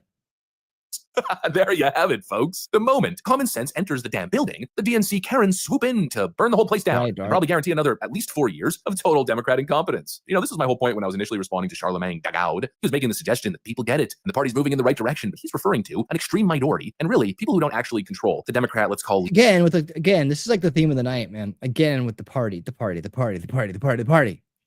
What about America? They don't care, right? It's about the party. We gotta get the party going. We're not gonna lose the election. We're gonna lose the next election. No one's gonna have a good time trying to sit on the edge of the seat, see who's gonna win. We can't cheat anymore. They're gonna fix that. So what are we gonna do? Shit, we gotta get out there and do something. We gotta save the party so that we have something that's totally un-American that people can vote for. Yeah, that's what we gotta do. Yeah. We don't have to try to make we don't have to try to make our country work right. We don't have to try to get along or try to even understand people that are trying to defend the Constitution and the Bill of Rights and trying to keep us safe and prosperous and healthy. We don't need to try to figure that out. We need to oppose them. And we got to do that. We got to keep the party going. So how are we going to manipulate more people into liking us? Right? That's what I'm saying. I think that I can't find a freaking use for the Democratic Party, the platform, anything about them. We got it all on this side. We got it all in the base way. Nobody's getting rid of your Medicaid. No one's getting rid of social safety nets. It's never been part of the plan. We don't really, that's something you grow out of. It's not something you just take away, right? We have to grow out of it because, unfortunately, the Democrat Party, people that are part of that corrupt establishment, right? It's like, okay, so they get you hooked on this drug, right? And then we just come along and take the drug away, but that's not gonna, that's would be an unhealthy remedy. We have to wean you off of it. We have to help you see that there's a better world outside of that drug, so you never go back, right? And so that you can take care of yourself. And that's what we're trying to do. I mean, would it be great if nobody was on social assistance? Well, I don't think that's possible, because you have older people need Social Security. They need some way to take care of themselves, so they can't work anymore, right? Because not everybody has a family that's going to be able to take care of them. And you have other people that are special needs that need help too. So we have empathy. It's like the idea that people that are now with the Republican Party, that are really just people that are anti-establishment, anti-corrupt establishment, right? The neocons of the past are out, and we're back to a constitutional kind of platform in the Republican Party, which makes it, on par with with what America's about. So we're all there comfortably. But we're not, these people, we're not against anybody. We're against subversion. We're against corruption. We're against harmful, mentally sick, ill people who want to do bad things to innocent people, right? And that's not even the bulk of it. The bulk of it is peace, prosperity, and being treated fairly, right? And this.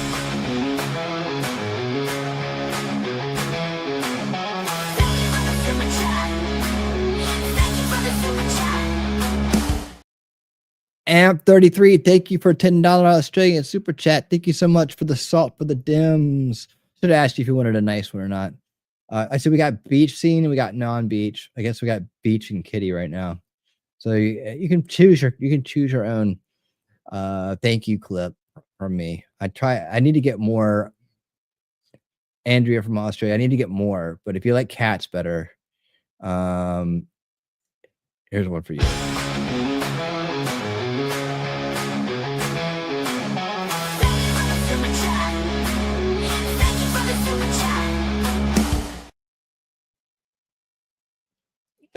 Well, nothing like good old memories, eh? Oh man. Yeah, we all get old. I know that. See, uniform mob voting. No. We don't even need to cut Medicare care to save money. They just needed to deal with the fraud. Yeah, right. Government. We haven't even tried doing that yet. Let's get to the point where we get all the fraud out of the way and see how things look. Probably got a lot of leftover money for things. I mean, for all these people who want money to go to the people and to help people out who in need and all this stuff like that, you sure do want to give it away to other people outside of America, really bad. And when we try to stop that from happening, so well, who do you think's gonna get the money? People in America will get the money. You sure get upset about that. Why is that? It seems very contradictory that you would want something one way, but not the other. Like you want us to give money away, right? And keep taxing people who need their money here to then give it to other people who don't really always get it and didn't always need more. Instead of just stop giving money to people outside of our country who don't need it for things they don't need it for, and then have that extra money to give to people here without having to take it from other people. Take more of it from other people. I guess that's how it works, right? As it stands, I don't think any American should have to pay any federal income tax at all. I mean, it's already a scam, right? I already know how the Federal Reserve works. I'm a Ron Paul guy, and I know. But I mean, outside of just managing the mess that we've been put into, and trying to reasonably get out of it, this waste, fraud, and abuse is that's been going on for decades, and it goes on every year, and then we're the ones getting ripped off. So how are you going to pay us back?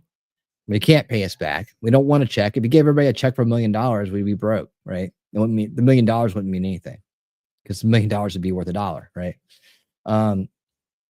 Because it doesn't make any sense. You can't do that. You can't make everybody a millionaire. then it's okay. You got to be a trillionaire to be rich, right?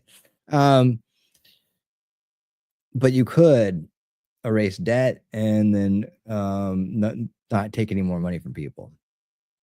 Hopefully we get there within the next 4 years. We have to get remedy. You're not gonna be able to pay us back. You got to give us remedy. We'll get on that campaign later. Let's get things up and rolling here.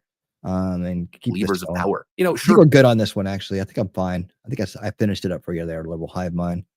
All right. I'm good on that one. See, coming up on an hour and a half. But yeah, that last hour we get to the press conferences. So make sure you stick around so we can figure out what new executive orders got signed, and also the always fun White House press conferences with Caroline Leavitt, who's just holding it down and doing a great job. Thank God we don't have to watch that clown show anymore from the Democrat Party. Jean Pierre Muppet, whatever her name is, that lady was so annoying and such a liar. Such a liar. How do people get up here and just lie?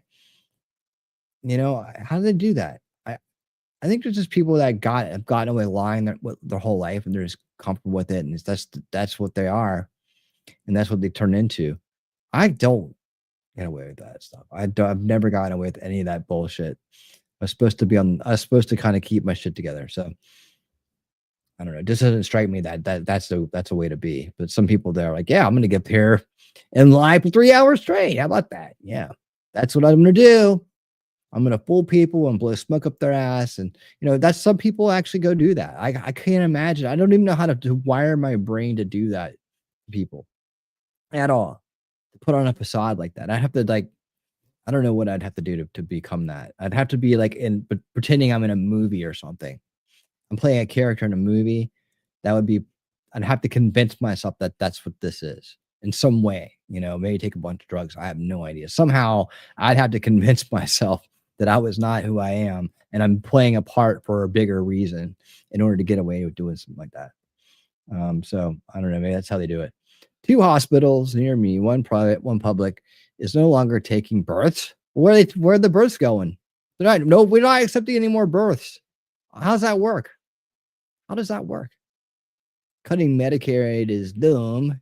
It takes them $240 a month for me that shit. For that shit. Me for that shit.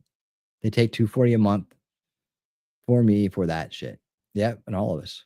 See, all for limited government period. Yeah, it's constitutional government. That's what we're supposed to have. And that's when it's working at its best, right? And they don't understand that because see, when they create a big government, they bloat it out. They can then hide in the cracks and steal money. And that's what they're really doing, right? Steal money, steal power, all that shit. If we were to line up all the dirty things they've done, all the money they've stolen and all the elections they've stolen and all the power they've stolen, all the rights they've taken, and have everybody look at that with clear eyes, that there wouldn't be a Democratic Party, right? There wouldn't be a Democrat. I mean, you might have people still trying to believe that it's going to happen, but I mean, the corrupt people would still be there going, we didn't do anything. We didn't do anything. This isn't us. We didn't know that. They're the bad ones. They're the racists. Don't listen to them. Right? Yeah, you did it all. Thank you for reminding me. Yep, I did. I did that. Anytime, by the way, anytime. Socialized medicine is stupid because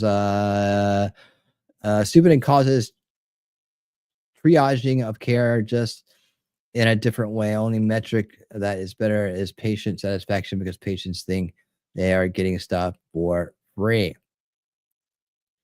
Let's see. They need to go in and cut fraud and abuse. Yes, absolutely.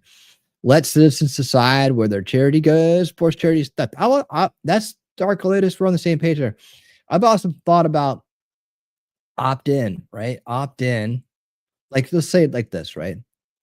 You are going to have this much of your taxes used for things, okay? Now you can opt in. This is what I was thinking about when it came to like the idea of taxpayer paid abortions. Like, you know, people vehemently oppose that. A lot of people do because it goes against their moral standards, their principles.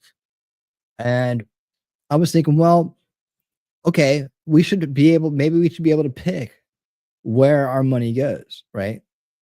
And if people wanted to take a fraction or a percentage of their, say, you have to clip out percentages and you have to put it in, you have to pick 5 of these things or 6 of these things or whatever, right? They can click the box for that if that's what they want. And then people like us can click or refuse to click that box. We can click another box, right? Opt-in economy, where you opt into how your money is going to be going to what organizations. And if it doesn't get enough funding, it doesn't exist, right? So I thought there was something to that. I think somebody came up with something similar to that one time, like an opt-in version of stuff. Right now, they just take it and they tell you it's going one place and they put it another, right? That's the corrupt establishment. But yeah, just that when it comes to charity, let people decide where their charity goes. Yeah, so I think a lot of people don't participate in charity because they think the government's going to do it. Why pay taxes for that? Do you? But some people don't want to pay taxes for that. But they should have to pay taxes for that. Why? Because it's for women's health. Well, you pay for that women's health, and I'll pay for another type of women's health. How about that?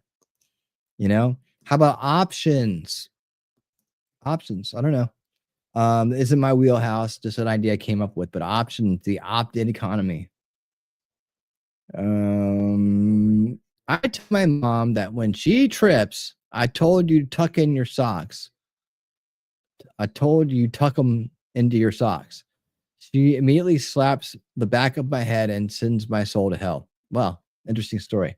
All right. See, remember to listen to the wolf, knows what he's talking about. Now, if you want to have your baby in a private hospital, you either fly south or they are thinking of using one of the top motels as postnatal care. What is going on? Is this in Australia? I did a stream a few weeks back about Medicaid and AIDS stuff. Yeah, but yeah, there's a lot of that fraud stuff going on with that, man. It's a shame. Amazing disgrace, tax shelters and subsidy fund drug research. Americans should benefit before anyone. Absolutely. That, it's our money, it's our country. And we'll get into some of the other things about our country here in a minute as we move along. But, including this idea, this country gets treated differently than every country on earth. This is the only country on earth where it's not where the majority is discriminated against. I mean, and it's told that it's bad for being a majority. It's the only country that's like that. You don't go to Ghana and tell them they don't have enough white people running the government. You don't go to Ghana and call it a black supremacist country. I mean, I love using Ghana as an example because it's usually the first African country that comes to mind. I could say the same thing about Ethiopia, Kenya, and many other places. How about Asia? They can always go to Asia next, right? How about going and telling Chinese people there's not enough black people in their government? And where are the DEI people? That's a Marxist country. It should work, right? No, that's a fully realized Marxist country. That's a fully communist country. That's when where's the DEI? Where's the wokeism? Huh? Where's all the things you think you're going to get in your communist utopia? It's not over there, is it? No. They don't let trannies in their military. But they spend money to promote that we do that here. What does that tell you about it? So I'm talking about majorities. And every country is going to have a majority. Right? But we're the only one that gets hit with this stuff. Why? The average leftist, the average Democrat voter, they have no clue. They have absolutely no clue. They are completely programmed by television. The other day, journeyed back into the first veil, or sometimes I have to go to see people I had long left behind acting like complete fools over this Zelensky thing. Thinking the world was fucking ending for the millionth time because they didn't get their way or because something, right? And these are people that do drugs constantly. But and they're functional drug addicts. And they're just like freaking the fuck out of it. They're changing profile pictures to Ukraine flags, and they're freaking out about nothing. And I'm just like, this is so sad. You can't even talk to them. Can't talk to them. Can't try talking sense to them. You can't try to make them feel better at all. They really are just so focused on that, but they don't even think about the bigger picture in the world, like I just describing about how how they're being completely abused by tactical systems from a foreign ideology. Like, trying to get into that as they're freaking out over Zelensky, over Trump and Vance putting Zelensky in his place. And what about all this abuse they're giving towards Vance? People that are people that are, you know, what do you call it? Body positive, high calorie people are actually trying to make fat jokes about Vance, who it looks to me to be in pretty good shape. What's up with that? Talk about not having any kind of self recognition, you know, not having any kind of like understanding of like what you're doing. So now they're trying to fat shame Shady Vance. You see these memes going around, and I think it's funny, right? These are people that are supposed to be tolerant and they're body positive and stuff. They're such hypocrites. They don't even see it. Hypocrisy is okay on their side. Anyways, I'm rambling. Okay. So many things to talk about tonight. Okay, so now if you want to have your baby, you got to go there, which makes sense. Medicaid fraud, yes. Sir Frank Otter, how's it going? My local hospital is non-profit. That sounds like a good one. I did it for mother once and blew my mind. Oh, helped her deliver a baby? I don't know what we're talking about anymore. All right. Accountability is hard. That is why citizens today look to daddy government to solve their problems. Yeah, you know, accountability and self-realization is hard too. Not being a hypocrite and being on the left is hard too. They have to start obeying the amendments to the constitutional government, and that requires recognizing the original meaning of words instead of reinterpreting them to new meanings. Yes, promise. That was a great one. I can even get someone to issue me a card for a program talking about Medicaid. Okay. All right. So I think I'm caught up. New comments. Am I caught up? So Daisy Girl Williams gets a hello from Darth Kitty. How about that? A big shout out, long distance dedication from Darth Kitty to Daisy Girl Williams. All right, let's get on with this. I finished that. I want to go to this next. All right. I think we are the party of. Oh yeah. Good news here, guys. We've been waiting for this one. Teachers, got any teachers in the house? Might have a few. There we go. Check this out. We are the party of common sense. That's what we are. We want to have strong borders, great education, school choice. Does everybody like school choice? We want to move the Department of Education. We're ranked at the bottom of the list, the worst. We spend more money per pupil than any other country by far, and yet we're at the bottom of the list. Out of 40, we're ranked about number 40, and I'm going to close the Department of Education and move education back to the states, and we're going to do it fast.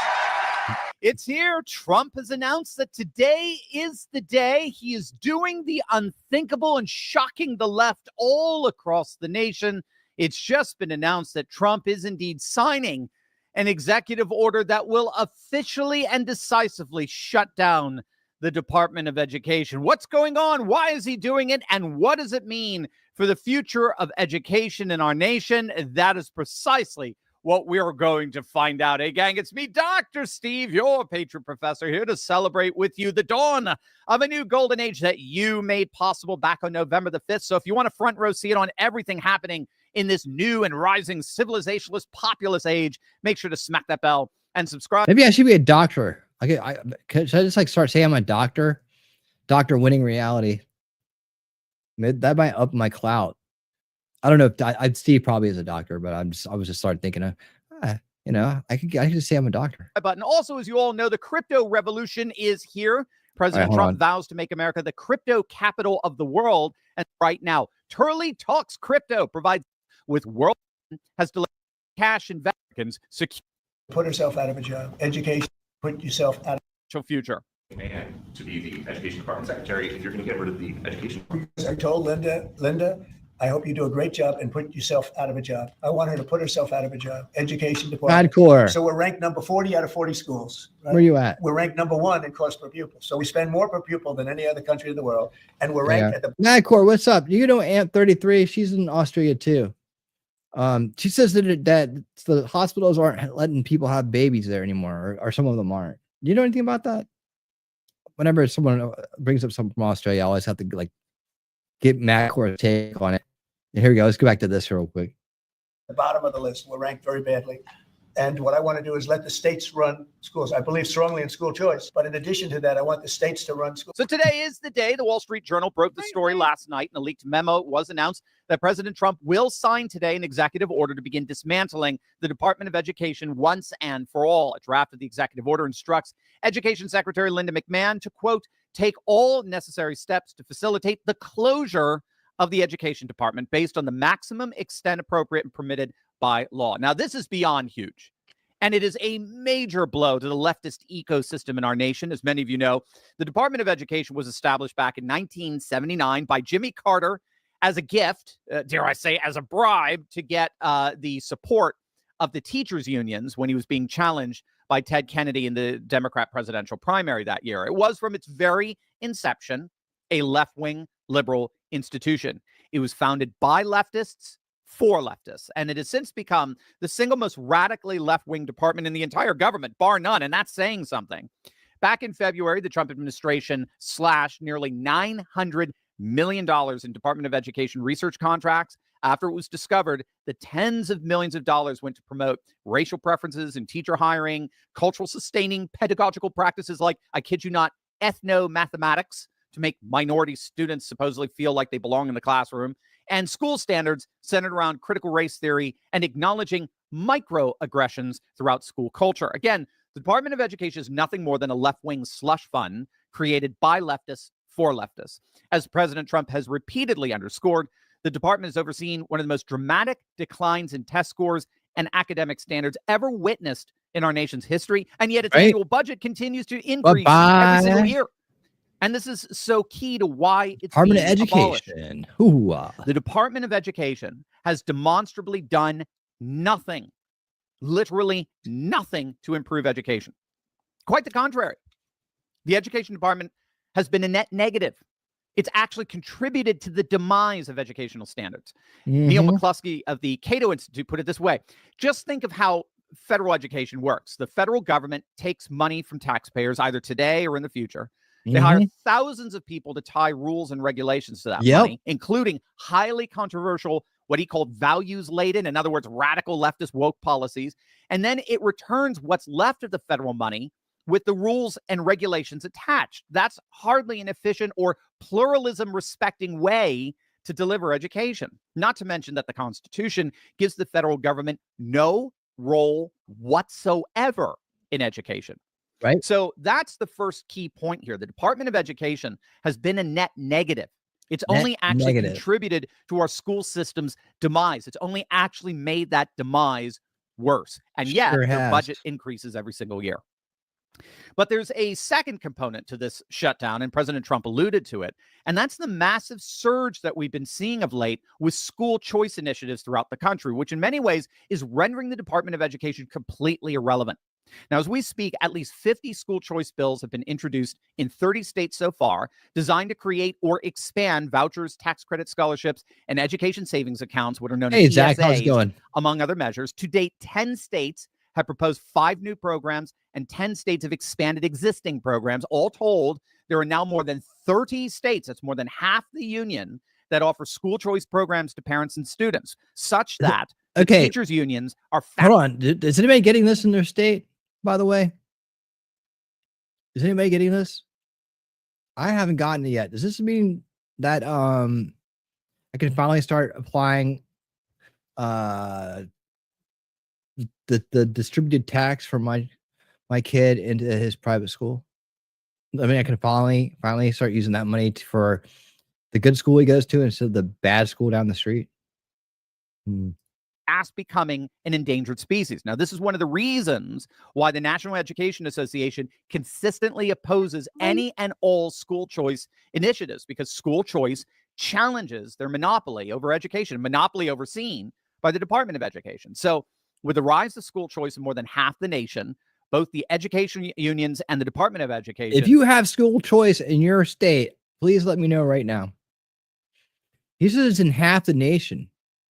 I'm not trying to, I'm not fact checking him. I'm just curious. Does anybody, can you tell me about it in your state? Does anybody know about this? It's the first I'm hearing of it. That's all. Enhanced gender. What? have basically become relics of a time gone by. Their managerial one-size-fits-all world simply does not exist anymore. But there's a third reason why the Department of Education is being abolished. And this, for me, as a former classical educator, this, for me, is the single most significant reason. The Department of Education, bottom line, the Department of Education is not about education. Yep. Write that down. Nope.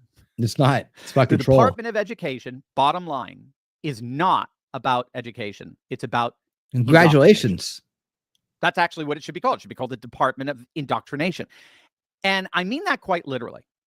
Do you remember a few weeks back when Vice President J.D. Vance, and by the way, I just love saying that, Vice President J.D. Vance, he gives off such cool, like, Civil War general vibes. But what he talked about do you remember what he talked about? The theological notion of ordered loves, the ordo amoris. I think he was doing an interview with Sean Hannity. And he was talking about this classical Christian doctrine that understood true education as the process by which we learn how to order rightly our loves. In other words, we all have desires. Desires at the heart of what it means to be a human being. This is a very interesting take, guys, by the way. If you're into education or you're a former educator, where he's about to take this next is very interesting. It's like very philosophical. And I would say maybe slightly borders on trivium a little bit. You know, like, I'm a big advocate for putting the trivium back in schools, early education, teach kids logic, teach them how to avoid logical fallacies, how to identify false premises as a solution, a long-term root cause solution to subversion. I think that the only way that you beat subversion is to create a mental antivirus program that's running that prevents that mental virus from breaking through that firewall. And that's the trivium. Once you adopt and you believe in the logic, and you understand how it classically works, how it was constructed, how it works with our language, and so on, you then become more impervious to subversion and subversive ideas and false premises. Everybody's got that open exploit in their human brain OS, right? That's why we need something that does its best to help slow it down or prevent it, right? It doesn't mean the virus won't try to get in. It doesn't mean that it might slide by. A newer program running that needs to be updated a few times with some newer patches or whatever. Like, I'm trying to use technical terms here, but I'm making an analogy in case you couldn't tell. But but you know, over time, with good practice and a lot of great upgrades, you will have a very good firewall in your brain that resists grifts and resists subversion and things like that, because you'll be identifying fallacies, which will then point you back to the false premise, and you'll see the flawed logic you're being sold, right?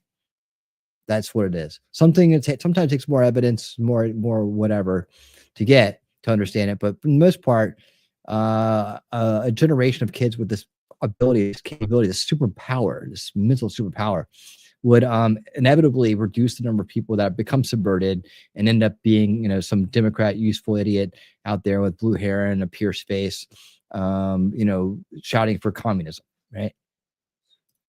As you know, our desires can latch onto things we ought not to love. We ought not to desire. I mean, this is the whole notion of sin, of desiring that which ought not to be desired, like covetousness, lust, adultery, and the like.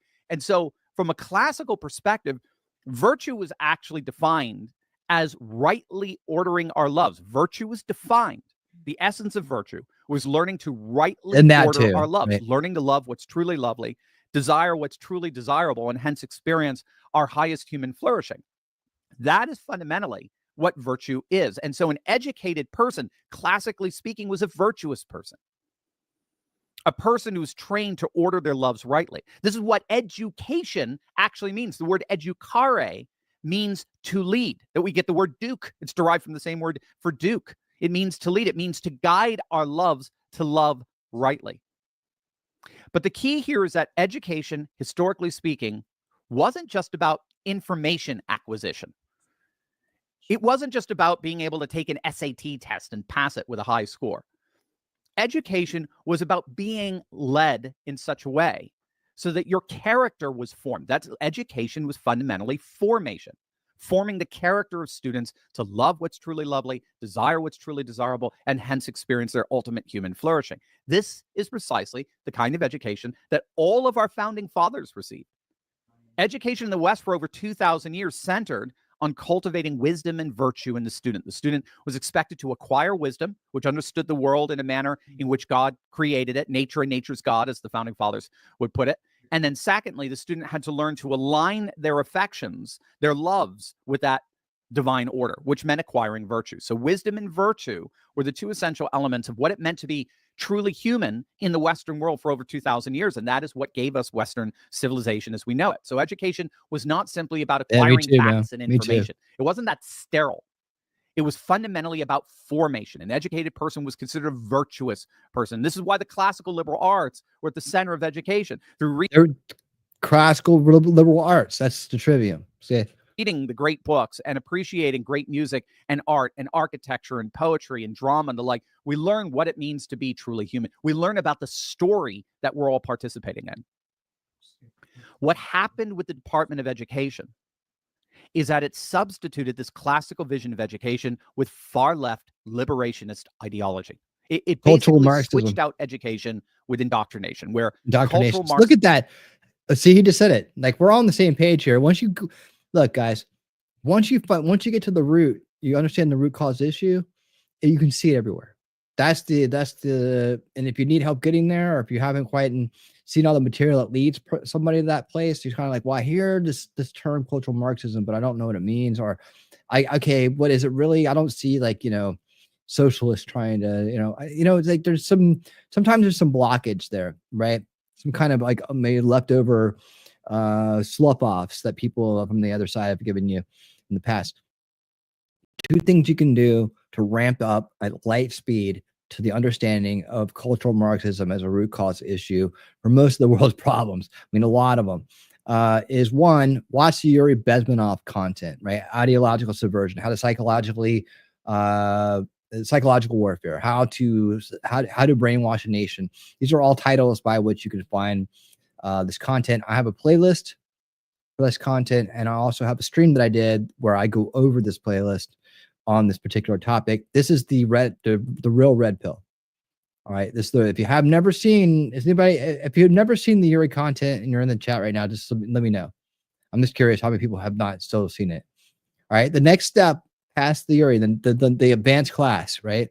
The place that you'll go that Yuri content can't take you on its own is J. Michael Waller's book, Big Intel. Now, you wouldn't think about it by reading the cover, but having been someone for decades who's been trying to get people to understand the Yuri Bezmenov content and what it means to really wake up with that understanding of how ideological subversion is all around you, and it has been your entire life. This is the key to understanding. I'm giving you the fast track. I'm giving you the roadmap, right?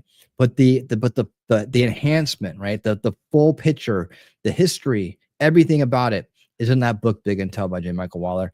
That was our 2 books ago that we did on the game every Monday night, 7:30 p.m. Eastern here on Winning Reality. We read audiobooks, and while we just completed Cash Patel's book, and we're currently doing Pete Hegseth's book, The War on Warriors, the book before that was by J. Michael Waller, and it was called Big Intel, how the American intelligence, how the U.S. intelligence agencies went from deep state. I mean, went from Cold War heroes to deep state villains, but this walks through it. And when you find out that all these world wars we've had have been, cultural Marxism has been at the root of these things and what it's been doing, and that critical theory is it is cultural Marxism. It's just a varied indoctrination process. It's a tool of cultural Marxism. Ideological subversion is a tool of cultural Marxism. These are all things that have been hitting us for decades, for generations. When you get that full well-rounding, like a lot of people here, you end up seeing the root cause issue and everything. And as you see this clown show that's been allowed to go on at our kids' education facilities here, right? This clown show, these grown men in clown outfits with rainbows.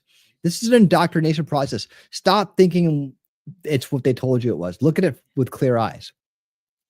Look at it with clear eyes. This is what it is. These bright colors, you know, all this stuff, right? This guy's got a unicorn on. It's a guy. These are guys, right? And this is a Pride Day celebrating people's sexualities, alternative sexualities. Look at these little children. These are virgins. These are kids that are young and innocent and pre-adolescent. Take a clear look at that. I mean, we know what we're seeing here. Sometimes it doesn't dawn on people. Well, this is just people with they feel empowered and they're gay and they feel empowered or whatever. They got some kind of sexual, alternative sexual preference, right?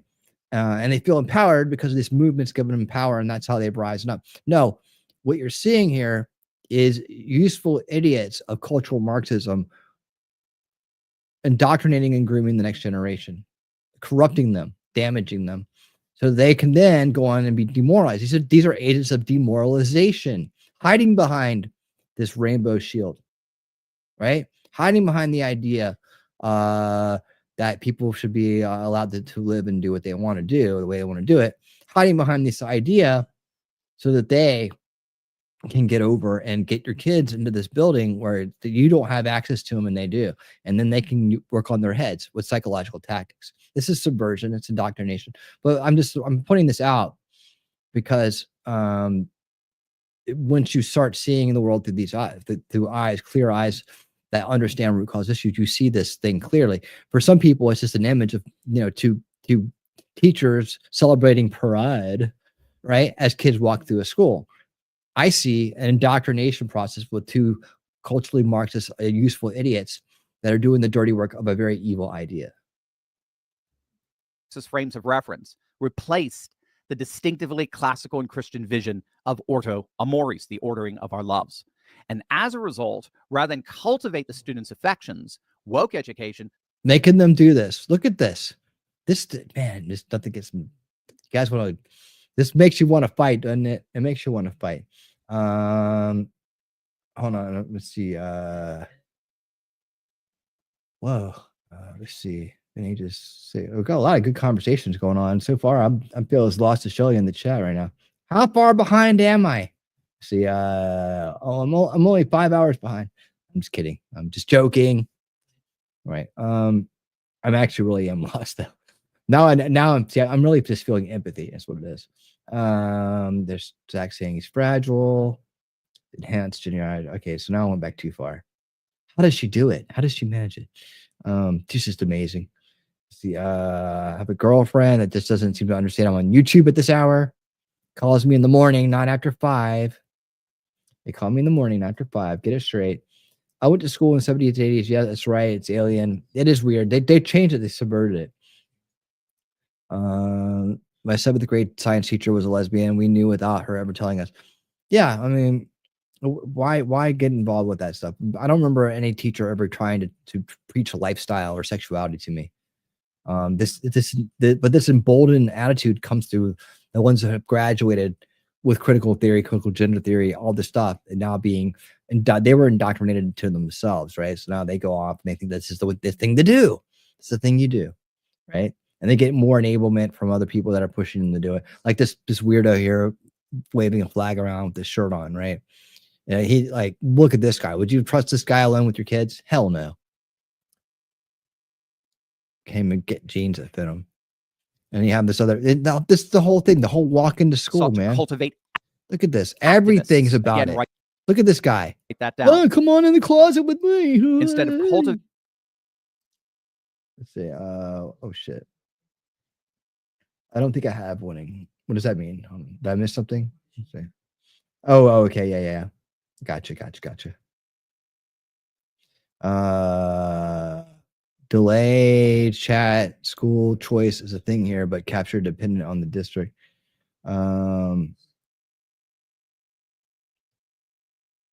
Hey, what's up, Lefty? How you doing? Winning. I'm blessed to live in an area where parents and grandparents get involved in schools and avoid myth left-hard ideologies. Well, that's good, Darth. Try to get them to see what you can do about getting them to implement at least some type of education on the trivium, like honestly, I mean, this is like a big thing. This is a big deal. That repairing history, Thomas Sowell's history, getting our history repaired so people don't, that's one. So we're trying to just attack the areas of subversion, right? So filling in the omitted parts of history, having a new, fresh look at history from a true perspective, right, replaces the critical race theory aspect of history because it attacks history, right? If you've ever seen the Thomas Sowell videos where blacks learn that whites had been slaves at one time, and they're like, oh my God, really? They have no idea. They think slavery just started in America. A lot of them don't even realize that their own people enslaved them and sold them for centuries before there was ever an America. And so like omitted history is replacing it. Thomas Sowell's done a great job. That's one way to really make a difference. And if you have an open-minded community, beta test trying to get these things in. The trivium is another. And, I think at a young age, you can gamify it, so it's like, we're going to learn about false logic and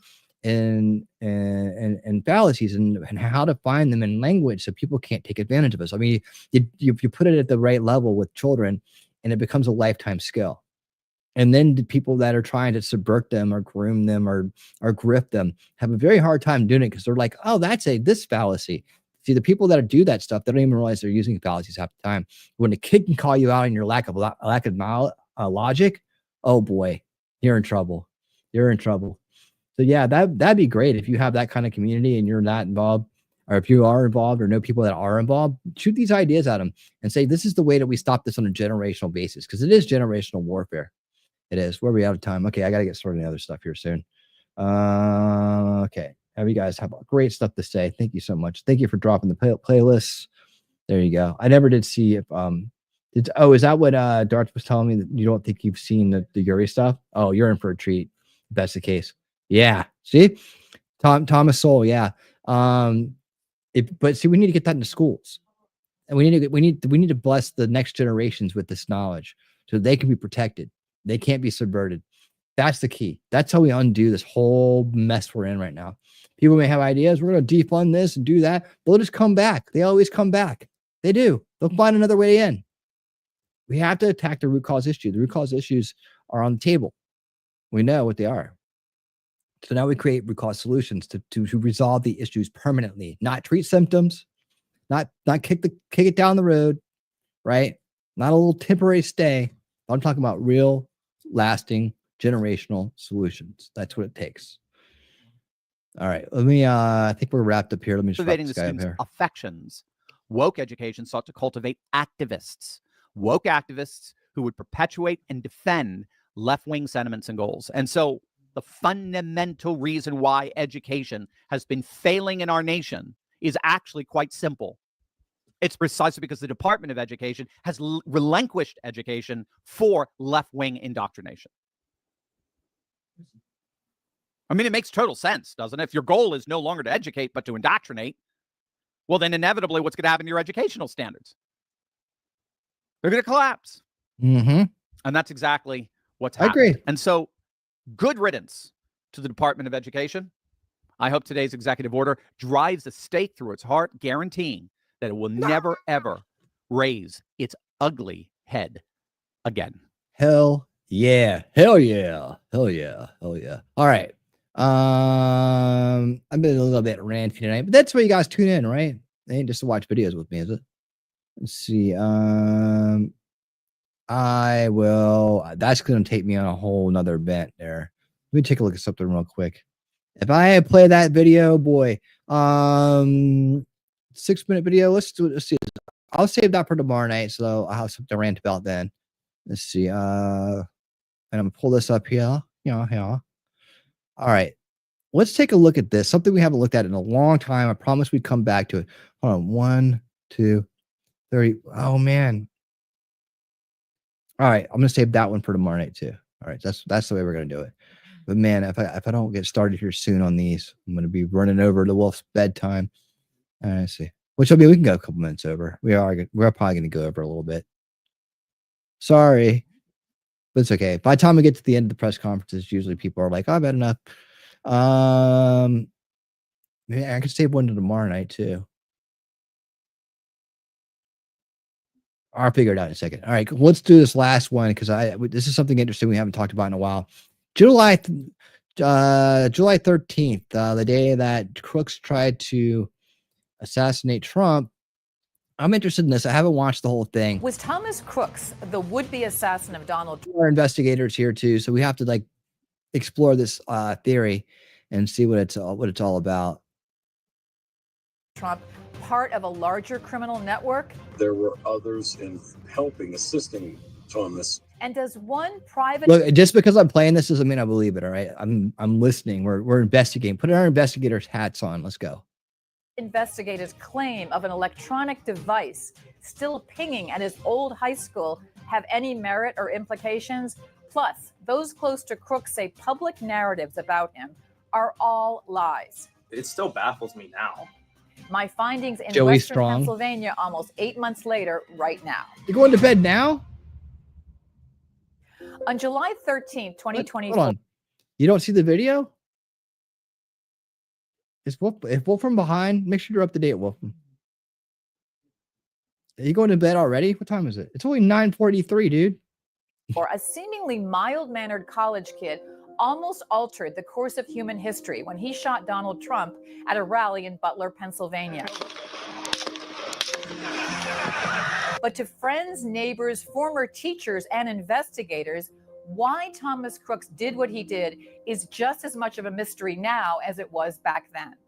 Videographer Matt McDermott and I spent a week in Butler, Pennsylvania and nearby Bethel Park in a sometimes wild journey to find out what really happened. Are you really talking this slow? All these months, the trail is as cold as the ground that you see in front of me. The motive remains unknown. Why? What we found shocked us.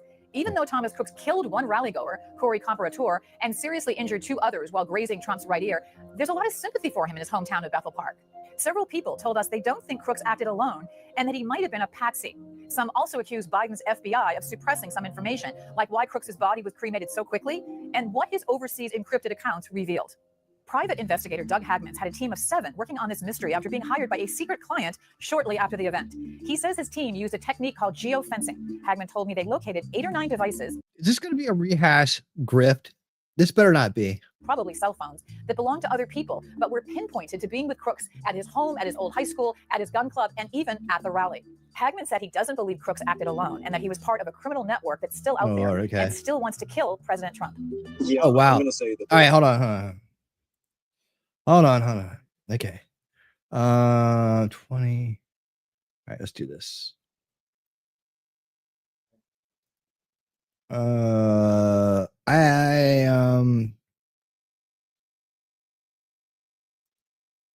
Gotta do this. 10, 20. And lucky the one. This is beautiful.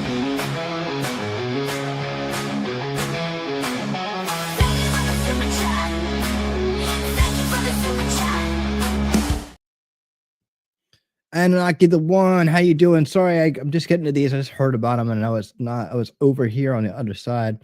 Hadn't looked over on that side, but thank you for reminding me to do so. They call first rumble rant. They call mine kind-hearted. I am so blessed with my 12 gods and goddesses. I can't stop thinking for all the blessings they grant me a free mind to think. Speaking of my kind, do you know us heathens back thousands of years ago in the kingdom of Assyria? We have a law called service of the king. In it, a pedophile was punished by death by drowning. Good. I'm glad to hear that. And we got this right here. You take the blue pill. You wake up in your bed and believe whatever you want to believe. You take the red pill, and I show you how deep the rabbit hole goes.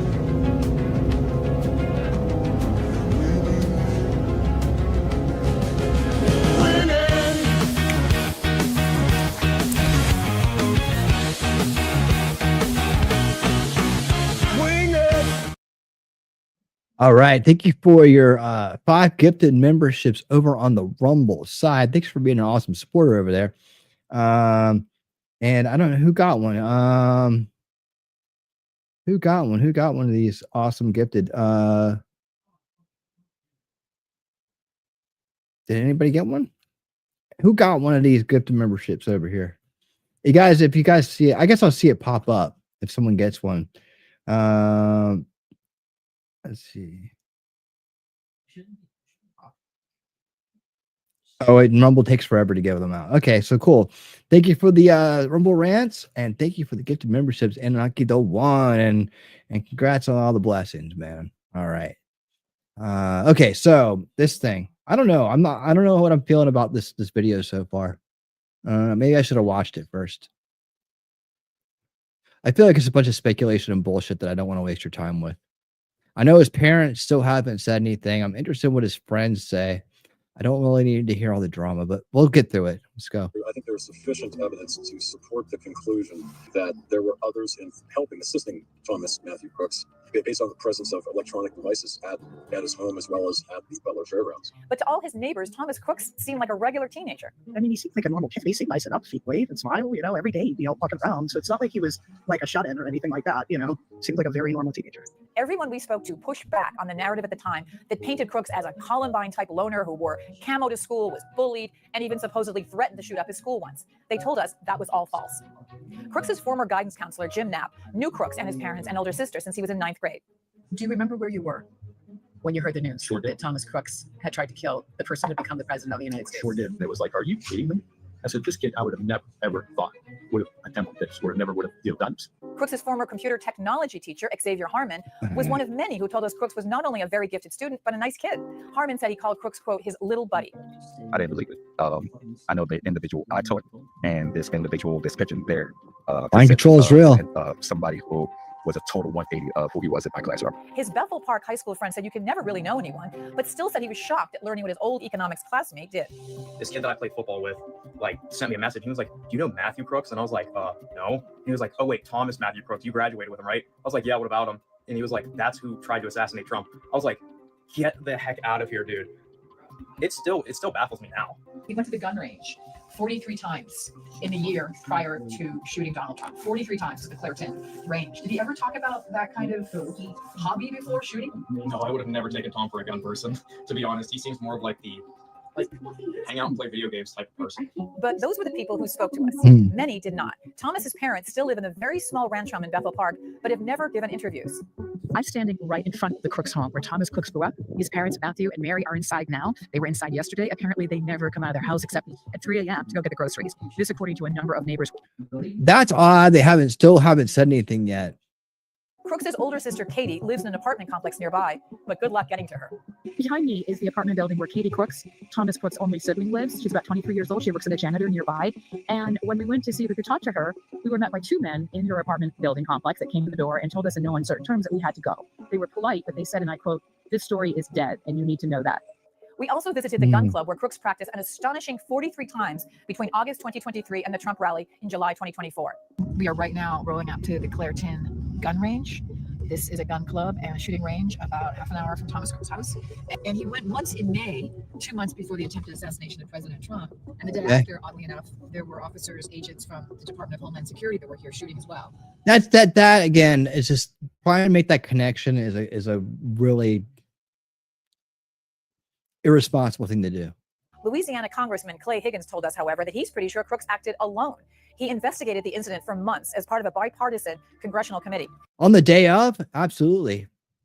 I mean, we went through, you guys, if you're new here, you don't know this, we went through an exclusive, extensive investigation using very based, very walk it in, no shark jumping bullshit, root cause analysis, right? We enlisted the help of the content of Jeff Alstroff, who does a phenomenal job, one of the best on out there on the internet doing breakdowns like this, using body cam footage, timing, recordings, going back over it, no assumptions, no bullshit, loose connections and just none of that shit. We did it the right way. And initial assessments, end up proving pretty much right at the end. Communication breakdown led to the gap that enabled this person to get away with it.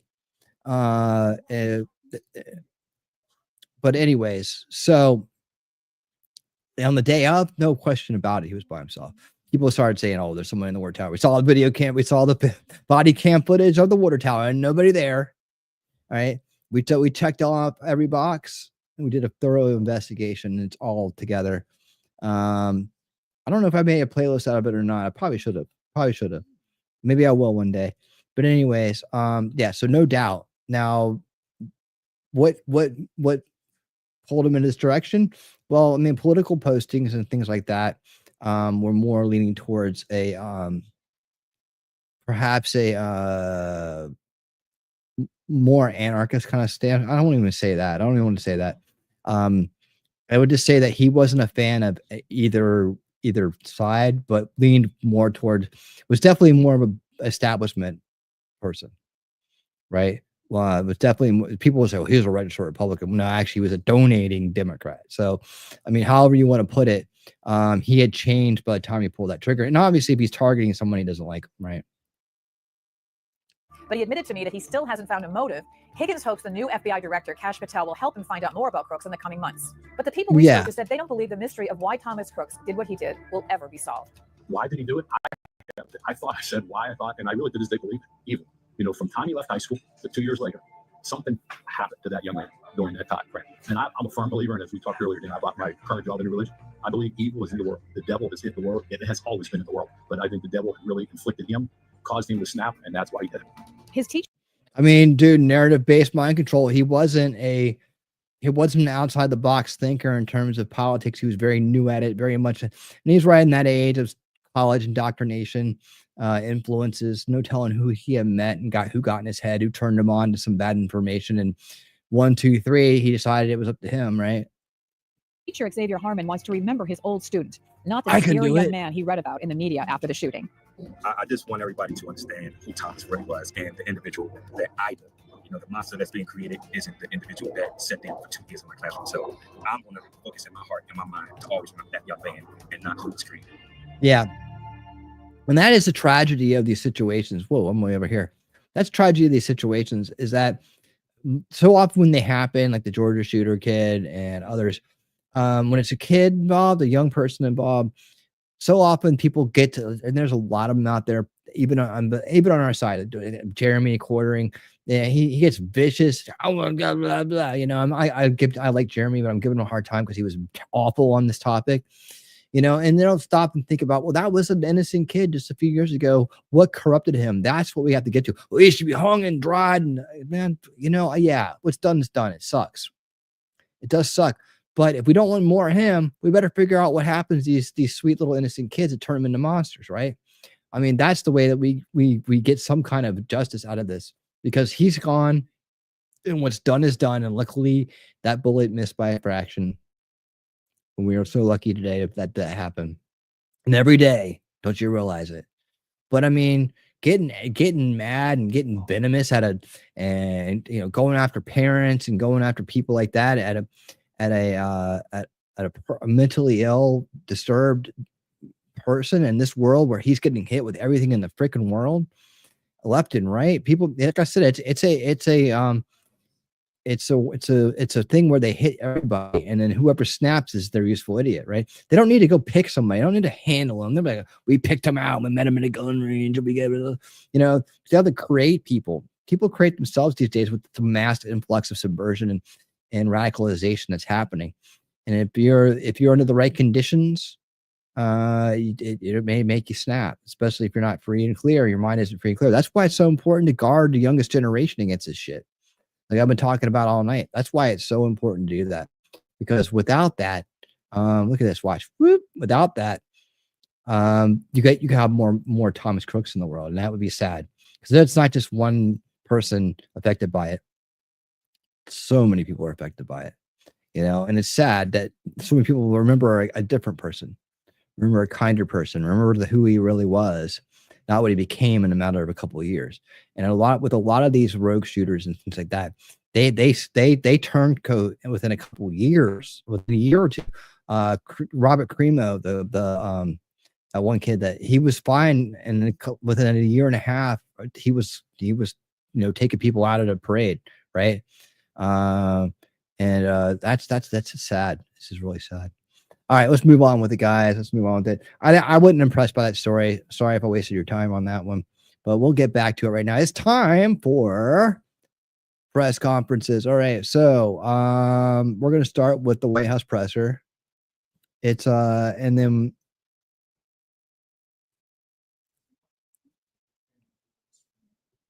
yes, we got time. Okay, we got time. We gotta get going right now. Caroline Lebet. Of course, we watch these at winning speed, right? If you watch them live, you don't get the added benefit of one, having great people like us around you watching it with you, but two, also watching it at a little faster pace, because that helps out a lot. It helps out a lot, believe it or not. And so oftentimes you don't need to have it going that slow. So here we go. Ladies and gentlemen, let me just talk to the chat right here real quick, guys. Hey, what's up? What's up? What's up? What's up? Am I missing anything? Okay, good. All right. Let me go back to here. Where am I at? I'm gonna leave off at.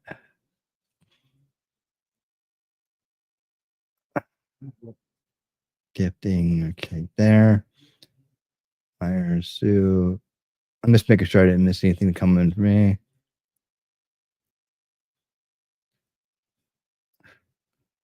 All right, let's go. Everybody, how are we? I apologize for my tardiness. It's quite the newsy day, and I was with the president talking Newsy about that news, day. so I look forward to taking your questions on it. But first, I want to talk about President Trump's historic and incredible speech I love last Cajun night. food. The American people and the entire world You got a Jocko watched Most. President Trump powerfully lay out how he's renewing the American dream in a record-breaking joint address to Congress, and Americans loved what they heard. According to a CBS YouGov survey, an overwhelming 76% of those watching approved of President Trump's speech last night. Sure the did. president spoke about how he's taken more than 400 executive actions on his key promises. The expectations were high, and President Trump is exceeding them. According to brand new polling from the Daily Mail, President Trump has never been more popular, as his approval ratings are reaching historic highs. More Americans believe America is headed in the right direction than the wrong direction. Everyday Americans love this president because he tells it like it is, no matter what, and he did that last night. President Trump level set with the American people on the economy and exposed how badly Joe Biden screwed it up by causing the worst inflation crisis in 4 decades. President Trump was honest about where we are while making clear that help is on the way. As the president declared last night, he will make America affordable again. Last night, you also saw who motivates the president to work so hard. Everyday Americans, who President Trump shined a spotlight on last night in his speech. From Mark Fogel, who President Trump was finally able to reunite with his family and his beautiful 95-year-old mother after being detained in Russia, to Peyton McNabb, whose heart-wrenching story motivated President Trump to end men in women's sports, and to Allison and Lauren Phillips, the mother and daughter and sister of Laken Riley, who President Trump honored by signing the Laken Riley Act to ensure her name will live on forever. In other amazing and surprise moments, President Trump honored the life of Jocelyn Nungare, who was brutally murdered by illegal alien gang members. He ensured Jocelyn will never be forgotten by renaming a national wildlife refuge in her home state of Texas to honor her life. And in one of the greatest surprise moments of the night, DJ Daniel, an incredible 13-year-old boy who is beating brain cancer, saw his dreams fulfilled by President Trump when he was made an honorary Secret Service agent. And finally, after nearly 4 years, President Trump delivered justice for the family. All right, so we go with this. Let's see. Should we just get to the?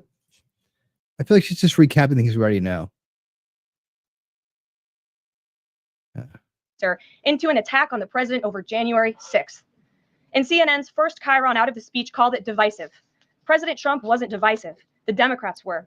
And CNN was proven wrong by their own viewers, 69% of whom, in a post-speech poll, said they had a positive reaction to the president's speech. It's sad and frankly pathetic. Look at this. I love the still frame they got on this guy. Look at that. CNN caught with their pants down again.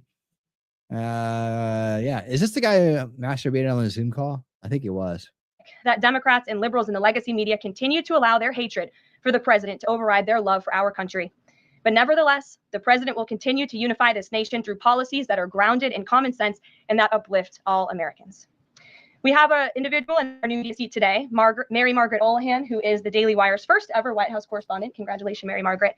The Daily Wire was founded 10 years ago by Ben Shapiro, The Daily Wire now has over 1 million paid subscribers, a monthly network reach of 138 million, and has evolved into a leading conservative multimedia giant. They are now the 5th largest podcast network in the world and home to some of the top-ranked shows. With that, I will take your questions. And Mary Margaret, why don't you kick us off? Thank you so much, Caroline. It's great to be here. Thanks. So I had 2 questions, if that's okay. The first Sure. on last night, the second on Maine. You talked about behavior from Democrat lawmakers, a lot of disruptions, and I just wanted to kind of go back to that. We saw Democrat lawmakers not stand for Lincoln Riley, for Peyton McNabb, for the son of a slain police officer and 13-year-old cancer survivor. What are the optics of that nationally, just in terms of not just the people who were in the room last night, but across the nation? And also, was President Trump expecting this type of behavior when he was crafting his speech? So I gave a quote to one of the media outlets in this room yesterday that Democrats behaving like children would be the least surprising thing of the night.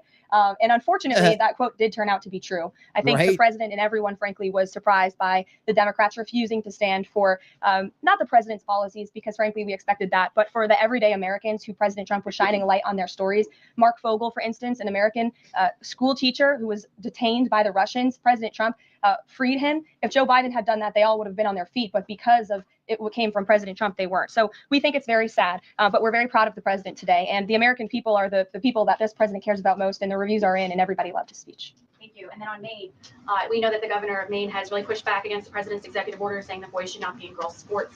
I spoke with a lawmaker from Maine this morning who told me she'd been censured by state lawmakers for calling him a man and speaking up on this. What is the next move for the White House in this battle to protect the integrity of women's sports? Yeah, well, the Department of Education has sued the state of Maine. As you know, there's ongoing litigation. The president has made a commitment to ensure that states are being held accountable if they continue to allow men in women's sports, which he believes is an egregious violation of taxpayer dollars. And so that fight continues, and the president won't back down. Again, this is a common sense policy. 80% of the American people, including more than 60% of Democrats, do not want men in women's sports. So the president will stand by this commitment. Thank you. Gabe, good to see you in here. Good to see you, Caroline. A couple questions. One, can you confirm that the president held talks with the big 3 automakers today, speaking about potentially delaying tariffs? I can confirm, and I'm glad that you asked, because the president sent me out here with a statement directly from him on this. I saw it was reported earlier today by Bloomberg News, and he wanted me to share this with all of you.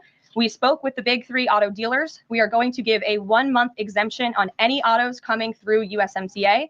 Reciprocal tariffs will still go into effect on April 2nd. But at the request of the companies associated with USMCA, the president is giving them an exemption for 1 month so they are not at an economic disadvantage. So the 3 companies that he spoke to are Stellantis, Ford, and General Motors. They requested the call, they made the ask, and the president is happy to do it. It's a 1-month exemption. And the president just posted on social media that he has spoken with Prime Minister Trudeau. He says he's not satisfied with what the Prime Minister has said when it comes to fentanyl, but less than 1%, as you know, less than 1% of the fentanyl seized last year within the northern border. What else does Canada need to do? Oh, wow. Well, the president did just put out a statement on his call with the governor, Justin Trudeau, as he calls him, of Canada. And he said that he was not pleased, as you said. He said it's not good enough. He told Prime Minister Justin Trudeau that directly. The call ended in a somewhat friendly manner, as the president said, but he's not going to stop standing up for the American people. And to answer your question directly when it comes to fentanyl, for the last 4 years, unfortunately, our neighbors to the north and the south, Canada and Mexico, respectively, have allowed America to be a dumping ground, not just for illegal aliens, but for illegal, poisonous, deadly fentanyl, which is now the #1 killer of young people in this country aged 18 to 34. Through the northern border in Canada, in last fiscal year alone, there was enough fentanyl seized to kill 4.8 billion people. And that number is up 2,050% from 2023, the year before. So there's been more than a 2,000% increase in illegal fentanyl seizure at the northern border. Why? Because Canada is allowing that fentanyl to come to the United States. The president sees he thinks about the lives that are lost. And everybody in this room, I'm sure everybody watching at home, everybody across the country knows someone in our lives who has been killed at the hands of this deadly poison. There needs to be repercussions for that. The president feels very strongly about Caroline, respectfully, it's just 43 pounds that were found last year. That's less than a carry-on suitcase. Is that a lot of fentanyl compared to, say, Mexico? The vast majority of the fentanyl is brought in through Mexico, not Canada. So what else does Canada need to do? Well, I just told you, last year alone, there was a 2,000% increase in illegal fentanyl. You're asking me for what the president's justification is for these tariffs. It's not up to you. You're not the president, Gabe. And frankly, I think it's a little bit disrespectful to the families in this country who have lost loved ones at the hands of this deadly poison. If you talk to them, and this president has, they are grateful that they finally have a president who is standing up to both Canada and Mexico, and most importantly, to China as well. The president added an additional 10% tariff on China because this deadly poison is being produced in that country. It's being distributed through our neighbors, and there needs to be consequences for that, period. Yeah, I mean, I wonder if people are thinking about that when they're booing the national anthem. What we're really trying to get done here, you know. So that's why I say, don't blame the Canadian people that are under the influence of their own first veil, their own Canadian and corrupt establishment. Mind control is real in every place that we go. Congratulations, Jacob Castro, who was gifted a membership by Anunnaki the One. All right, Jacob, congratulations. Caroline, if U.S. has a longstanding policy that we do not negotiate with terrorists, then why is the U.S. now negotiating directly and for the first time ever with Hamas? Well, when it comes to the negotiations that you're referring to, first of all, the special envoy who's engaged in those negotiations does have the authority to talk to anyone. Israel was consulted on this matter. And look, dialogue and talking to people around the world to do what's in the best interest of the American people is something that the president has proven is what he believes is good faith effort to do what's right for the American people. Is it just about the hostages, or are they also talking about the president's plan to take over Gaza? These are ongoing talks and discussions. I'm not going to detail them here. There are American lives at stake. I would defer you to the Department of State for further details, but I'm not going to get into those talks here at this podium. We know that some officials here were miffed that Zelensky showed up last week without a suit for his meeting in the Oval Office. But Elon Musk never wears a suit. He did last night. So what is the dress? Sure did. Well, Elon Musk wore a suit last night. I'm sure you saw it. He's booked by It looked. Zelensky getting kicked out? No, I don't think so. I'm just pointing out that he did wear a suit last night, and I think the president liked that very much, and he looked great. Speaking of the president, he just passed me a note while I'm standing here. He wanted me to hold this up. This is the poll that I cited, the CBS YouGov poll that shows that 76% of those who watched the president's speech last night approved of his speech. And so it goes to my earlier point that I made in my monologue about how incredibly sad it is that we have a modern day Democrat Party who is so severely out of touch with the American public. This is a great poll. The ultimate poll, though, came on November 5th when the president won by an overwhelming margin that he spoke about last night. Democrats weren't happy to hear that either. Ouija. Thank you, Caroline. Back on tariffs, last night President Trump said there will be a little disturbance, but we're okay with that. Can you put a dollar figure amount on how much the average American family should expect to pay as this disturbance?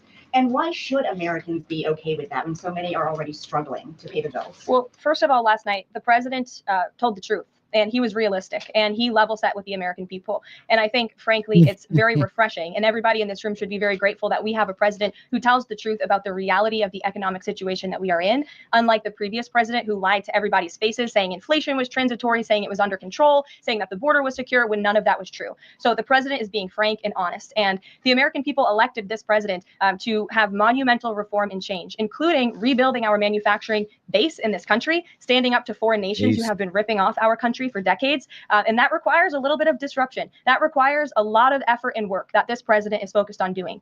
With that said, as the president said last night, his administration is wholeheartedly committed, of course, to ending the inflation nightmare caused by the Biden administration. Look at the deregulation efforts. Look at the president's push last night in his speech for Congress to pass tax cuts, to end taxes on Social Security and overtime pay for hardworking Americans, end taxes on tips. We need Congress to get that done because that's going to put more money back into the pockets of the American people. And I didn't even mention energy. Look at the president's approach and focus on unleashing the might of our energy industry. We know that's the #1 driver of inflation. He's been slashing back a lot of the burdensome regulation from the previous administration to unleash our energy industry here at home, which will drive down costs. He said he is committed to making America affordable again. He did it in his first term, and Americans can trust him to do it again. President Trump has made clear, Caroline, that he loves tariffs, but the stock market does not. How does he factor that into his decision making? Well, the president does love tariffs. He said it's one of his favorite words of the English dictionary, and he believes in tariffs because they'll ultimately make America rich again. They're going to raise revenue. They're going to help us pay down our debt. Most importantly, they're going to bring American jobs here back home. So I think for folks on Wall Street who may be concerned, look at what this president did for you in his first term. Wall Street boomed, stock market boomed. The president expects that to happen again, but most importantly, Main Street is going to boom. And that's why the president has this whole of government economic approach, which includes tax cuts, tariffs, regulation cuts, and an energy industry that will bring down costs for American consumers. Sure, Monica. Thank you, Caroline. You mentioned not one Democrat senator voted to protect women's sports from males. Not one Democrat congressman or congresswoman stood to applaud or support protecting women's space and sports at the president's joint session to Congress last night, as you articulately mentioned at the beginning. So I'm wondering, what message is that sending to not only young women who are competing in these sports across the country, but also to the parents of these young girls? Yeah, I think the message that Americans should take away from last night is that they have a president in the Oval Office who is committed to doing what's right for them, especially women and girls across the country. And I think it's very ironic, thank you for bringing up the point about women, that Democrat women were wearing pink to support our fellow females, yet they couldn't stand, again, for a young woman who was almost killed and severely injured by a man on the volleyball court. They couldn't stand for the mothers of two beautiful young women whose lives were taken tragically at the hands of illegal people. So you can't say you're the party of women and then support men and women's sports and not stand up for basic law and order and immigration reform that will protect women in this country. That's what President Trump is doing. He's the president for women. Lindsay, good to see you. Good to see you. So speaking of tariffs, China said yesterday that they're ready for any kind of war with the U.S. Because of these tariffs that have been placed on them. And a Chinese spokesperson also said that the tariffs would not lead to a resolution of U.S. concerns about fentanyl originating in China. Can you speak to how the administration is planning on responding to that? Well, I think Secretary Hegseth has responded to that this morning. He said that America will always be prepared to defend itself, especially under the leadership of this president in the Oval Office. And that certainly remains true. Again, when it comes to tariffs, the president has been very tough on China, not just now with 20% and more with the reciprocal tariffs that will hit on April 2nd. But look at what he did in his first term. There were billions of dollars worth of tariffs that he implemented on China. And it's quite telling that the previous administration did not rescind those tariffs because they realized the value that they had in not only deterring China, but also raising revenue here in the United States. Rachel. Thanks, Caroline. Just a quick follow-up, two quick follow-ups on tariffs. The president mentioned a little disturbance during his remarks yesterday. The CEO of Target says that consumers will likely see prices go up on everything from strawberries to bananas to avocados. How long should Americans expect to pay higher prices? Are we talking a week, a couple of days, a few months? Again, I don't have a crystal ball, but what I can assure the American people is that this president and this administration is doing everything they can. And I would remind you and everybody else in this room that it's because of the previous administration's economic policies that Americans were left with record high inflation. Inflation throughout Joe Biden's entire 48 months in office was at or above 3%. It hit record highs, as you know. And there's a whole list of what the Biden economic disaster this president was left to clean up. It's been a month, but he's working hard every single day to do just that. Follow up on the carve out. Sorry to cut you off there. The U.S. imported $43 million worth of eggs from Canada. I know you mentioned some of the exemptions when it comes to automakers. Will there Hang on 1 second here. See 5, 10, 20. Wow, to the other side. 30, 40. Okay. All right. Here we go. And thank you for the super chat.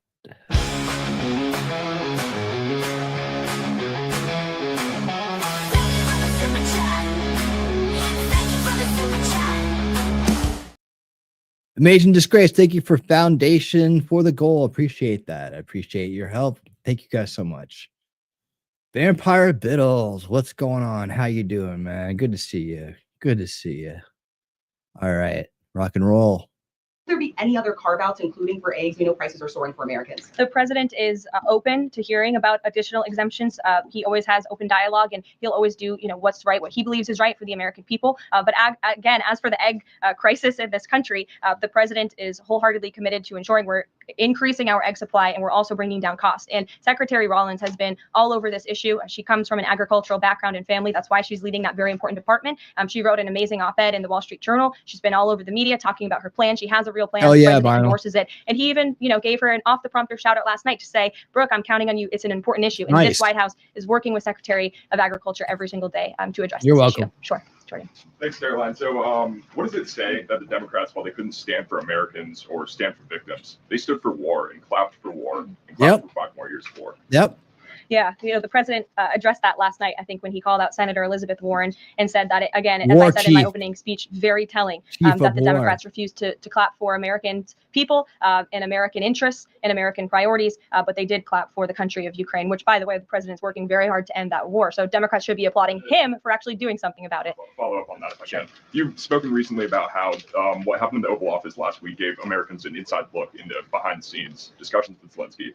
Is this how he treated Joe Biden and just treated him disrespectfully and received billions of dollars? Well, it's a very interesting question. I don't know if anybody in here asked my predecessor who stood at this podium about that, but there was a report from NBC News that President Biden also got increasingly frustrated with President Zelensky when he was handing out blank checks and President Zelensky kept asking for more. Joe Biden was quite frustrated with that. So again, as I've said repeatedly, Friday revealed the frustrations that this administration has had in closed-door negotiations with the Ukrainians. However, President Zelensky did put out a statement yesterday, which we believe is a positive step forward. And National Security Advisor Mike Waltz has been talking to his Ukrainian counterparts. And so we're in the midst of this, and we'll see what happens next. Caitlin. Thanks, Caroline. I have 2 questions. One on the reprieve that is being granted to these 3 automakers for 1 month on the tariffs on Canada and Mexico. How did the president settle on 1 month?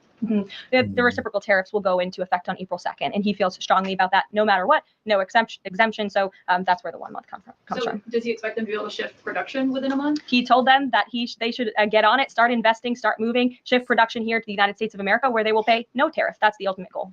And on the conversations between the White House and the Ukrainians and the letter that President Trump revealed last night that he got from President Zelensky, Director Ratcliffe said today that the president has paused also intelligence sharing with Ukraine. Is that temporary or is that permanent? I believe what the National Security Council told me in regards to that was that they paused or they are reconsidering the funding for Ukraine, as you saw, the pause on the funding. As for intelligence matters, I would refer you to either the National Security Council or the CIA. But they're considering lifting or reinstating the military aid going to Ukraine, which they paused. Again, it's a pause for review.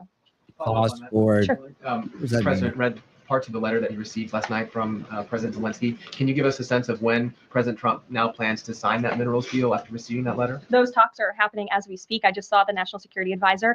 He's working very hard on it. I believe he was going into the Oval Office to give the president an update on where this stands. But again, the president is committed to a peace deal. He wants to see this war end. And I think that President Zelensky's message, which he also shared on X as well, is a positive sign in the right direction. The president also said that the United States was reclaiming the Panama Canal. The president of Panama this morning, or at some point today, said that President Trump was lying. Wanted to get your response to that. And also curious if the president had a reason for not specifically mentioning BlackRock last night when he was praising the company that is buying canals or ports around the Panama. Yeah, I'm not sure if Panama has seen what's going on with their own canal, but as you just mentioned, BlackRock is now interested in investing and taking over the two ends of the port, which is very important because the president was very vocal several weeks ago about the need to ensure that China is not controlling the Panama Canal.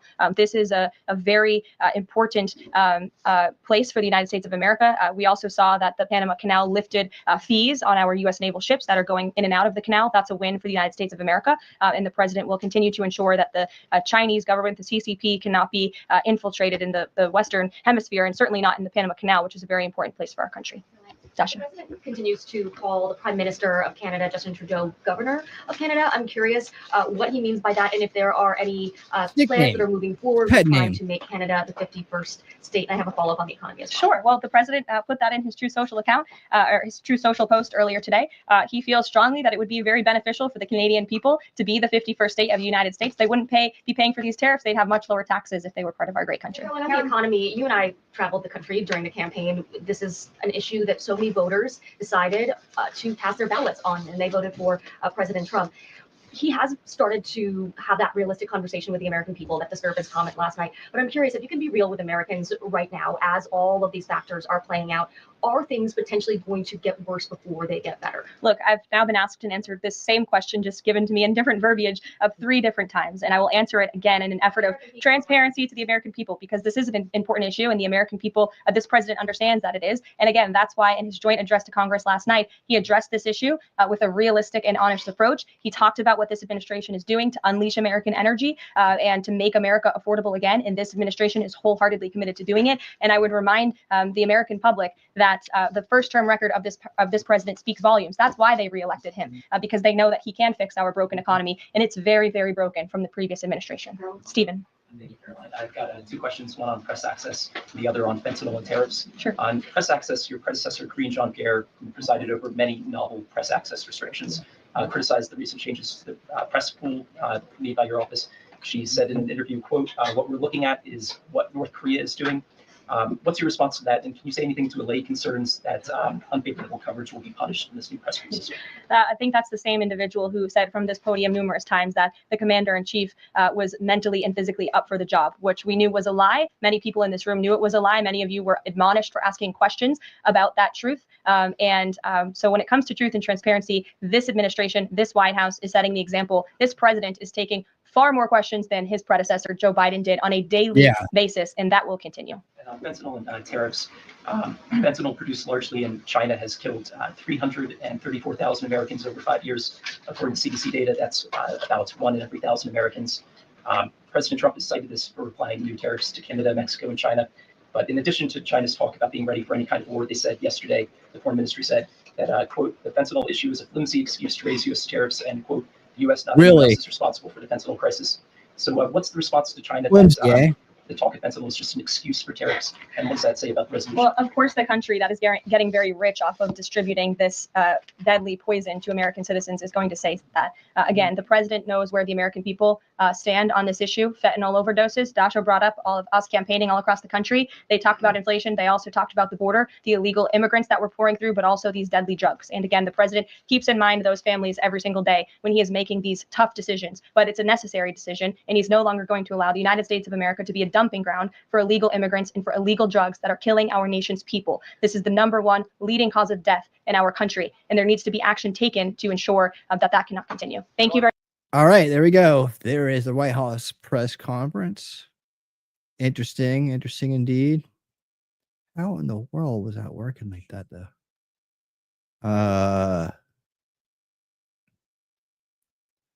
Something was.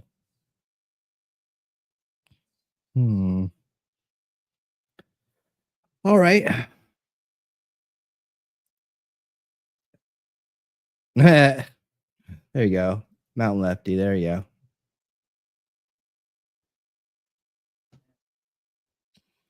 So next up, I'm gonna save. What time is it? What do the executive? Let's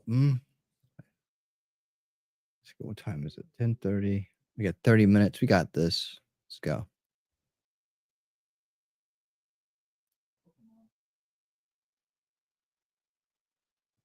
Well, that's a great picture, isn't it? I don't like the. I'm doing very well, Mr. President. How are you? Good job you're doing.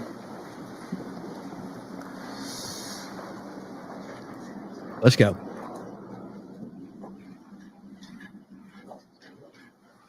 Let's go. Thank you very much. Today, we're delighted to be joined by. Do you think they don't like the tariffs, or do they not like the uncertainty with some of the changes and the carve-outs?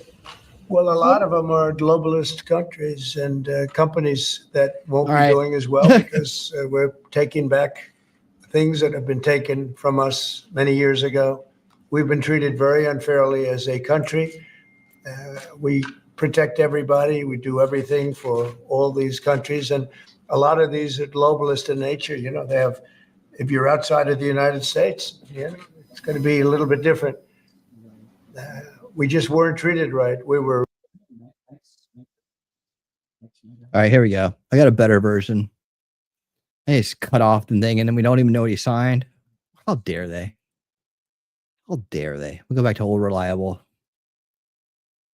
Joined by Rodolphe Sade, the chairman and CEO of CMA CGM, one of the largest shipping companies in the world, probably #2 in the world, probably going to be #1 in the not too distant future, knowing him. They employ over 160,000 employees. They have 750 major container vessels worldwide. And I'm thrilled to announce that he's going to be investing $20 billion into the United States because of the election results, which comes along with a lot of other things like great protections and other things. This massive investment will go toward building out shipping logistics, infrastructure, and terminals, which will create an estimated 10,000 new jobs in America. It's so important because it's about shipping. You know, we lost our way for many years. We haven't done anything. We used to build a ship a day, and now we essentially don't build ships. We're going to start that, and we're going to be announcing next week or the week after a massive new program for building very large, the largest ships in the world. And it'll have to do with incentives, taxes. They'll be coming from all over the world, just like they are with cars, with what we've done with tariffs.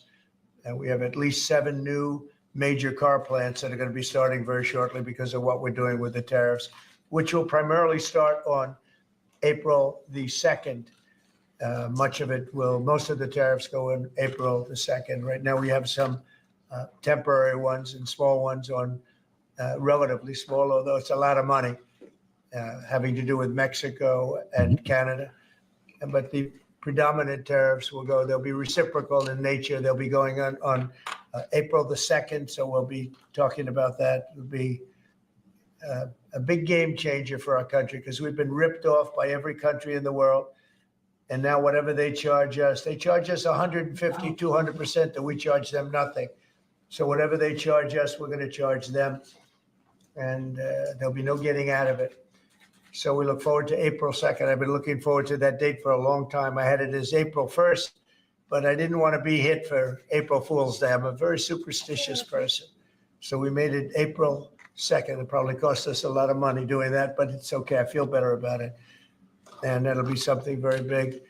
But I'd like to ask Rodolphe if you'd say a few words, please, about what you're going to do and also about the possibility of shipbuilding in our country. Please. Thank you very much, Mr. President. Yes, indeed, we are CMA CGM, one of the leaders in shipping logistics around the world. We are very enthusiastic about this big announcement of today. We are investing $20 billion in shipping and logistics. This means the creation of 10,000 new American jobs. We're also looking at investing in shipbuilding of container vessels, and we most probably will be making also announcement in the next coming weeks. And we would like also, Mr. President, to go for more U.S. flag vessels, and we will go from 10 that we operate today to 30 U.S. flag ships, and hopefully doing more in the months to come. Thank you very much, Mr. President. Thank you, and congratulations on your great success. He's built one of the, with his father, before him, built one of the great shipping empires of the world. And that is, I never heard 750. That sounds like a lot to me, doesn't it, huh? It is, That's a fantastic company. Congratulations. Really great job. And a real honor to have you. Why is it that more people don't have American flags? They seem to have Panamanian flags and Liberian flags. They don't seem to have a lot of American flags. But this will change, Mr. President. You will have more ships with U.S. flag as we move forward, and you can count on us to do as much as we can. That's very good. It's true. Other countries take advantage of us even on that. So we're going to be changing that around, and I appreciate you coming up and even bringing it to our attention. It's really a great thing. Thank you very much. Thank you, Mr. President. Appreciate it. Will, could you come over? Yes, sir. Sign some executive orders. Sir, your administration has made it a priority both to end lawfare and the weaponization of government, and also to hold those who have engaged in lawfare accountable. One of the law firms that has been involved in that is called Perkins Coie. That's also a law firm that has engaged in unlawful DEI practices. This executive order will suspend security. And I've watched it take place. This executive order will suspend security clearances and access to certain federal resources for that law firm, and also launch a holistic review of unlawful DEI practices at some of the nation's largest law firms. Ooh, interesting. It's an absolute honor to sign. Hey, Serene Pickle, how you doing? Good to see you. It's just terrible. It's weaponization. You could say weaponization against a political opponent, and it should never be allowed to happen again. Right. Sign it. And Sign you're it. looking at about 15 different firms. That or more, sir. Yes. Never again. You guys will learn your lesson. You'll pay for it. There it is. Thank you, sir. One of the tools the left has consistently used to frustrate good government policies has been the use of injunctions and temporary restraining orders. Federal Rule of Civil Procedure 65C allows for essentially a demand for an injunction bond for folks who are seeking temporary restraining orders and injunctions to post a bond before they're allowed to proceed in court. This presidential memorandum would order the Department of Justice, its litigating components, to seek those injunction bonds whenever someone tries to challenge our policies in court, so that when they end up losing in court, and we believe that they will end up losing in court, that they can be held financially responsible for the disruption to federal activities that their actions have caused. Very nice. Find the obstructionists. Find them. Hit them where it hurts, right in their purse. And the Something wallet. they've wanted to do a long time. Bank account. Whatever you want to call it. They've been looking to do this for years. Yes, sir. And why they just never got it. This is a rule that's been on the books for a very long time. The Department of Justice has been very inconsistent in seeking these bonds. From a legal standpoint, really a very big thing. Thank you, sir. In order to protect American car manufacturers and American farmers, we have two modifications to the IEEPA tariffs that have already been announced against Canada and Mexico. This first order relates to Canada. Essentially, what it will allow for is the flow of parts and sub-assembly products into America to allow American car manufacturers to I'm glad to continue hear that, building Vinyl. cars. It basically excludes USMCA eligible goods from existing tariffs. And also in order to help our farmers at this crucial time of year, we're going to be reducing the tariff imposed on Canadian potash from 25% to 10%. So this is a modification to our tariff regime to protect American car manufacturers and American farmers. It basically makes it more fair for our car manufacturers during the short-term period before April 2nd. April 2nd is a little bit different. That will be much more significant. But during this interim period between now and April 2nd, this makes it much more favorable for our American car manufacturers.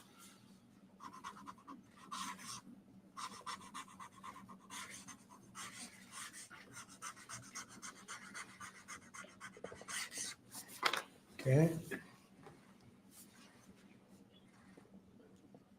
Can you see that, Peter? Look, nice to be tall, Peter, right?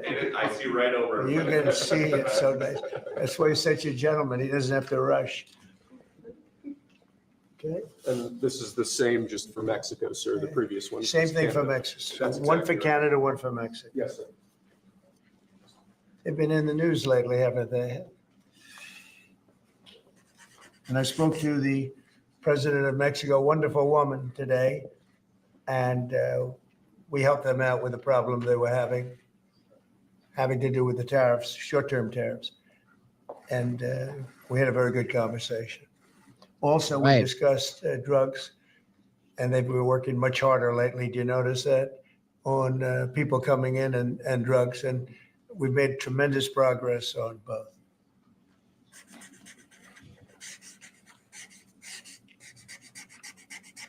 President Trump, what's your thought about why the markets are so spooked? Do you think they don't like the tariffs, or do they not like the uncertainty with some of the changes and the carve-outs?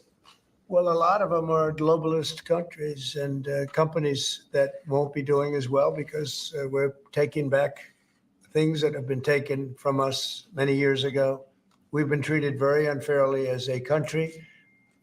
We protect everybody. We do everything for all these countries. And a lot of these are globalist in nature. You know, they have, if you're outside of the United States, it's going to be a little bit different. We just weren't treated right. We were ripped off as a country. I've been saying it for a long time. And I did it to a certain extent in the first administration, but with COVID coming in, we had to focus on that toward the end. But we had the greatest economy in history in the first administration, and I think we'll do even better now.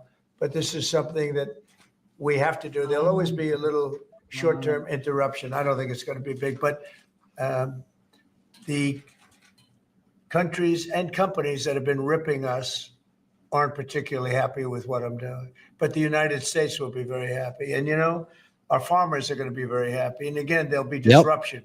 But in the end, I said it before with China, we signed an unbelievable deal with China, $50 billion in purchases, and we're doing great.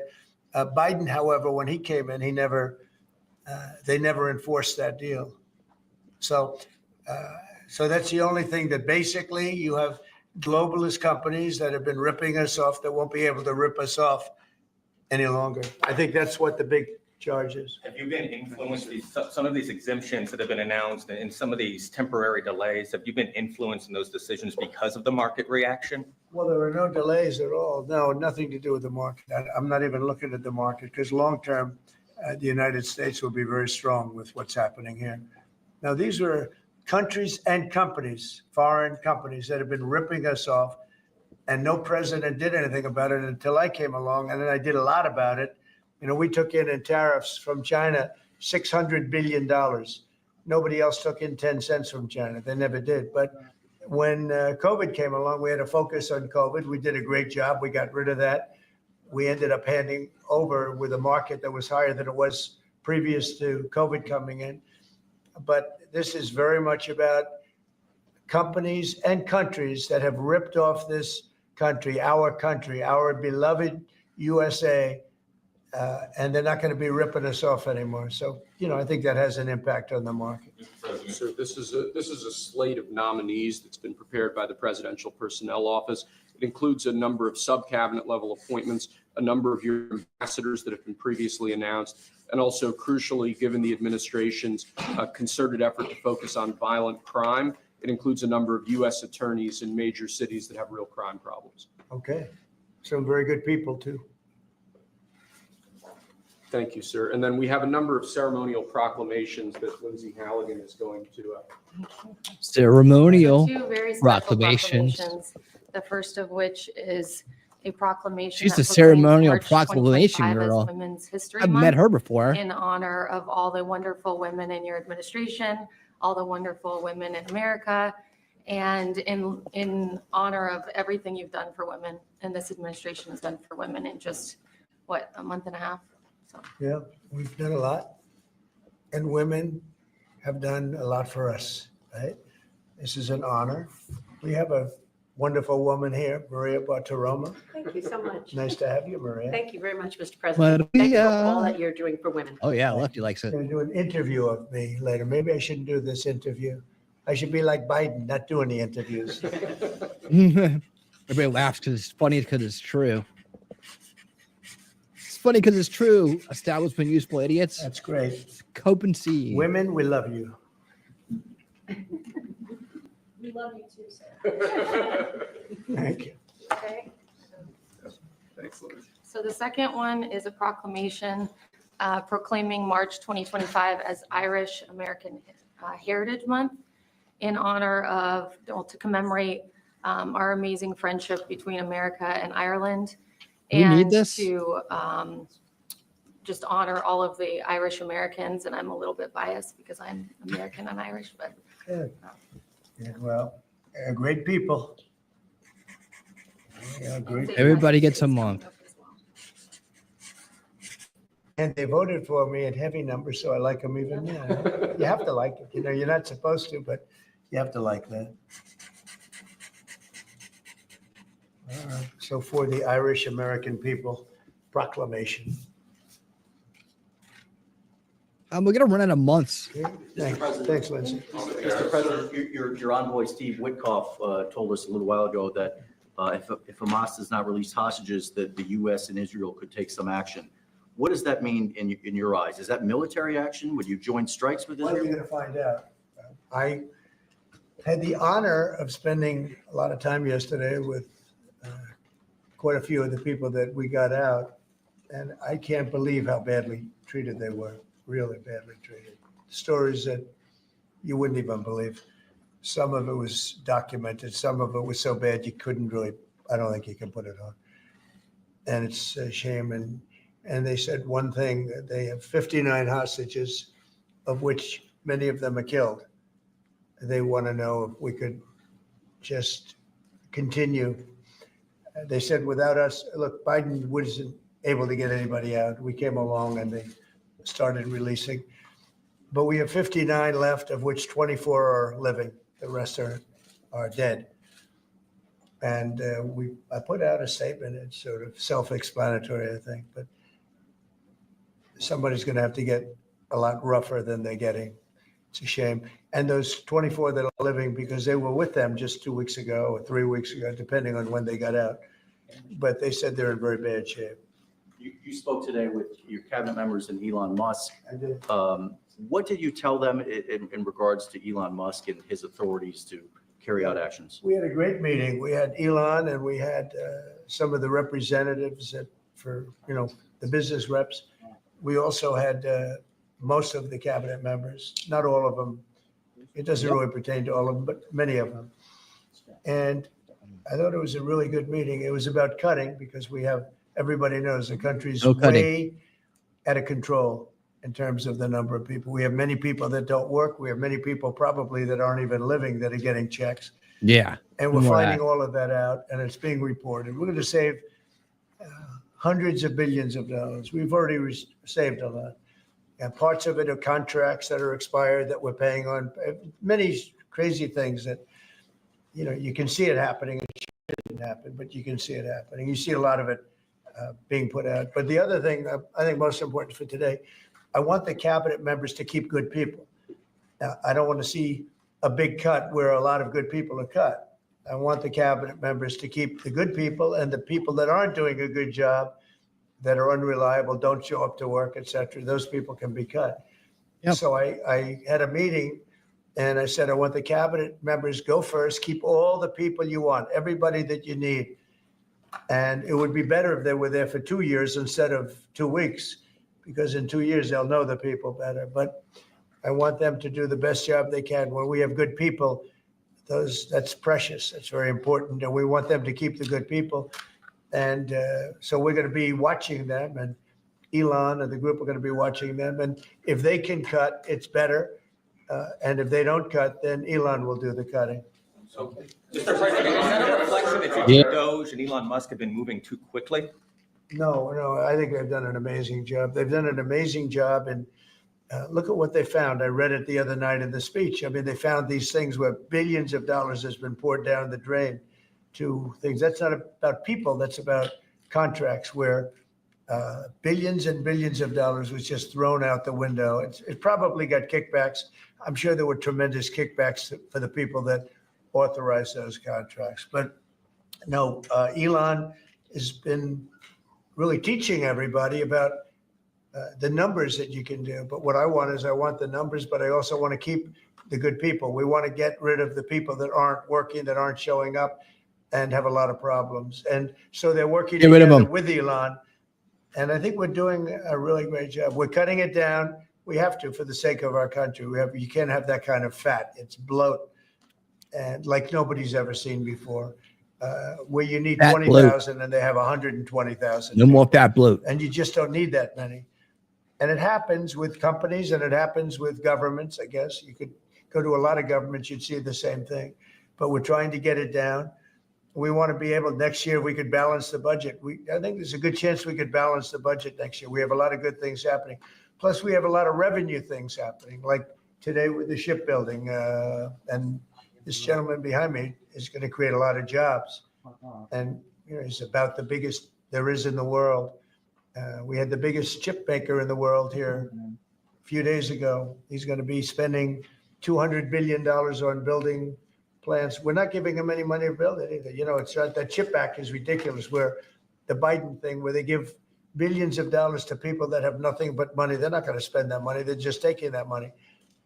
We're giving nothing. They're coming in because of the tariffs, because they don't want to pay the tariffs, and they're opening up big. So, but with respect to people, I said, I want to cut the people, but I want to keep the good people. Tariffs, sir, can you walk us through the next steps on this? Steel and Hold on. tariffs are due to kick in next week on Canada, Mexico, and every other country. Are those going to be modified as well? No, those aren't modified. Those are happening next week. And the big one will be on April 2nd, when reciprocal tariffs. So if India or China or any of the countries that really, India is a very high tariff nation. I'll tell you what's a high tariff nation is Canada. Canada charges us 250% for our milk product and other product, and a tremendous tariff on lumber and things as such. And yet we don't need their lumber. We have more lumber than they do. We don't need Canada's lumber. So what I'm doing is I'll be signing an executive order freeing up our forests so that we're allowed to take down trees and make a lot of money and then reharvest trees. Also, we're cutting fire divides. A fire divide is a 50-yard to 70-yard swath where the trees can't, it's long enough so trees don't burn forever until you can get them out. And those trees can be sold and made a lot of money with. So, but we'll be doing that. We don't need trees from Canada. We don't need cars from Canada. We don't need energy from Canada. We don't need anything from Canada. So where we can be self-sustaining, which is in most things. Look, we have more oil and gas than anybody. Our forests are massive forests. We're just not allowed to use them because of the environmental lunatics that stopped us. So I'm going to be freeing that up very shortly so that we don't have to go to other countries to buy lumber. You know, why should we be buying lumber from other countries, paying tariffs, paying big prices, extraordinary prices? And we have lumber. We have the best lumber. Go ahead. And this The very best. exemption you're essentially announcing today for this 1 month. Because it's free lumber. It's just a modification, short term. Lumber because I didn't want bathed to in hurt the freedom. American. It would have hurt the American car companies if I did that. Would you consider the same sort of exemption or pause for the auto tariffs you're talking about next month? We're not looking at that, no. You're not No, we're not considering looking at that, no, no.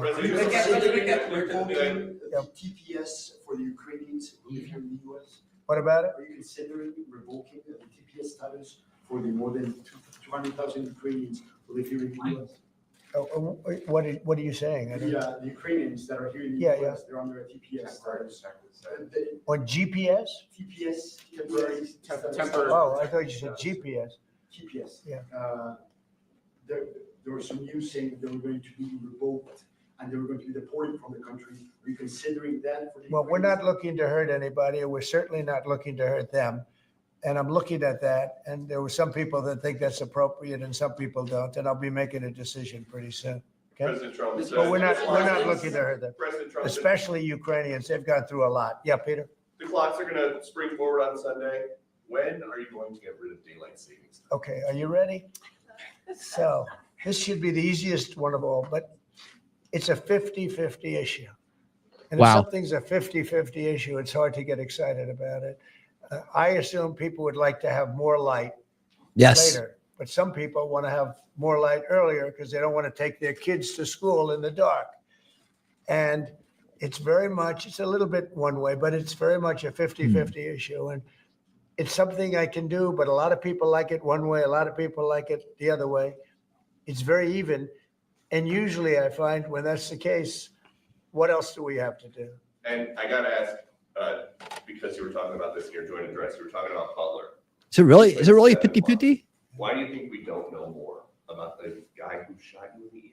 Yeah, oh, well, and the second one with all of his cell phones. So I want to find the answers. I've told them. In fact, today I said, I want to find, we can no longer blame Biden for that one. He should have released that a long time ago.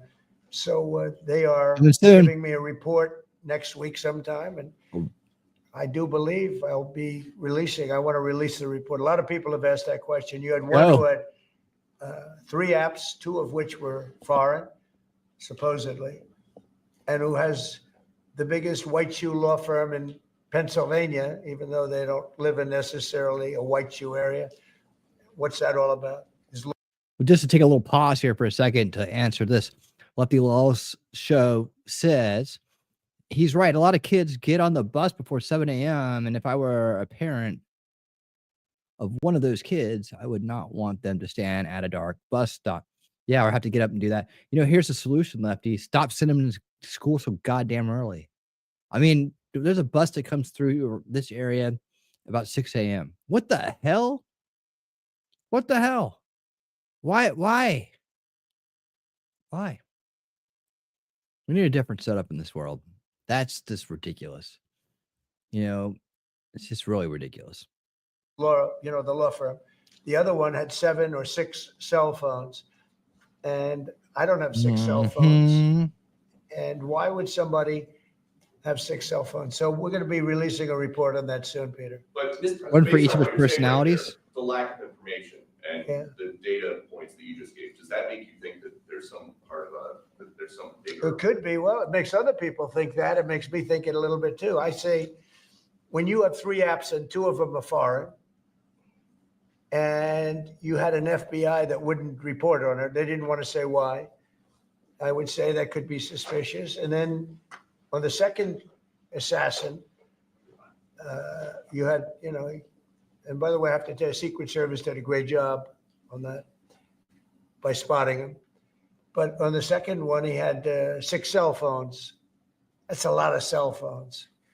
And a couple of them had some strange markings on them. So, yeah, I want to find out, and I would be willing to release it. I mean, maybe there's a reason that we shouldn't, so I don't want to get too far ahead of my skis, but yeah, I would be very willing to release that. I'd like to see it. I want to see. I mean, just real quick. It picked up your daughter at 6:45. School started at 8:30. Am I seeing that right? 2 hours on a bus, or 2 hours before school starts, riding around on a bus? Is that good for kids? See it myself. Peter. Not only you, I want to see that one myself. Mr. President, may I? Yes. President Macron yesterday said that France was ready to offer its nuclear protection to other European countries. What do you make of it? And in this case, would the US also maintain a nuclear umbrella for European countries? Well, France is also willing to put soldiers into Ukraine for safety reasons if we can get it. I will say that we've made a lot of progress with Ukraine and a lot of progress with Russia over the last couple of days. And it'd be great to bring that to an end so we don't have to talk that way about nuclear. It'd be great if everybody would get rid of their nuclear weapons. You know, we have Russia and us have by far the most. China will have an equal amount within 4 or 5 years. And it would be great if we could all denuclearize, because the power of nuclear weapons is crazy. It is crazy. And, you know, I was very far along. Yeah, that way the aliens will love us too. Despite the Russia hoax, which didn't make it easy. It was And we can total evolve hoax, to the 6th dimension. total rigged Ooh. hoax by some bad people. But despite that, I was very close to having a program with Russia, denuclearization, and we're going to get China. I spoke to President Xi about it, and he would have been very happy to have gone along with it.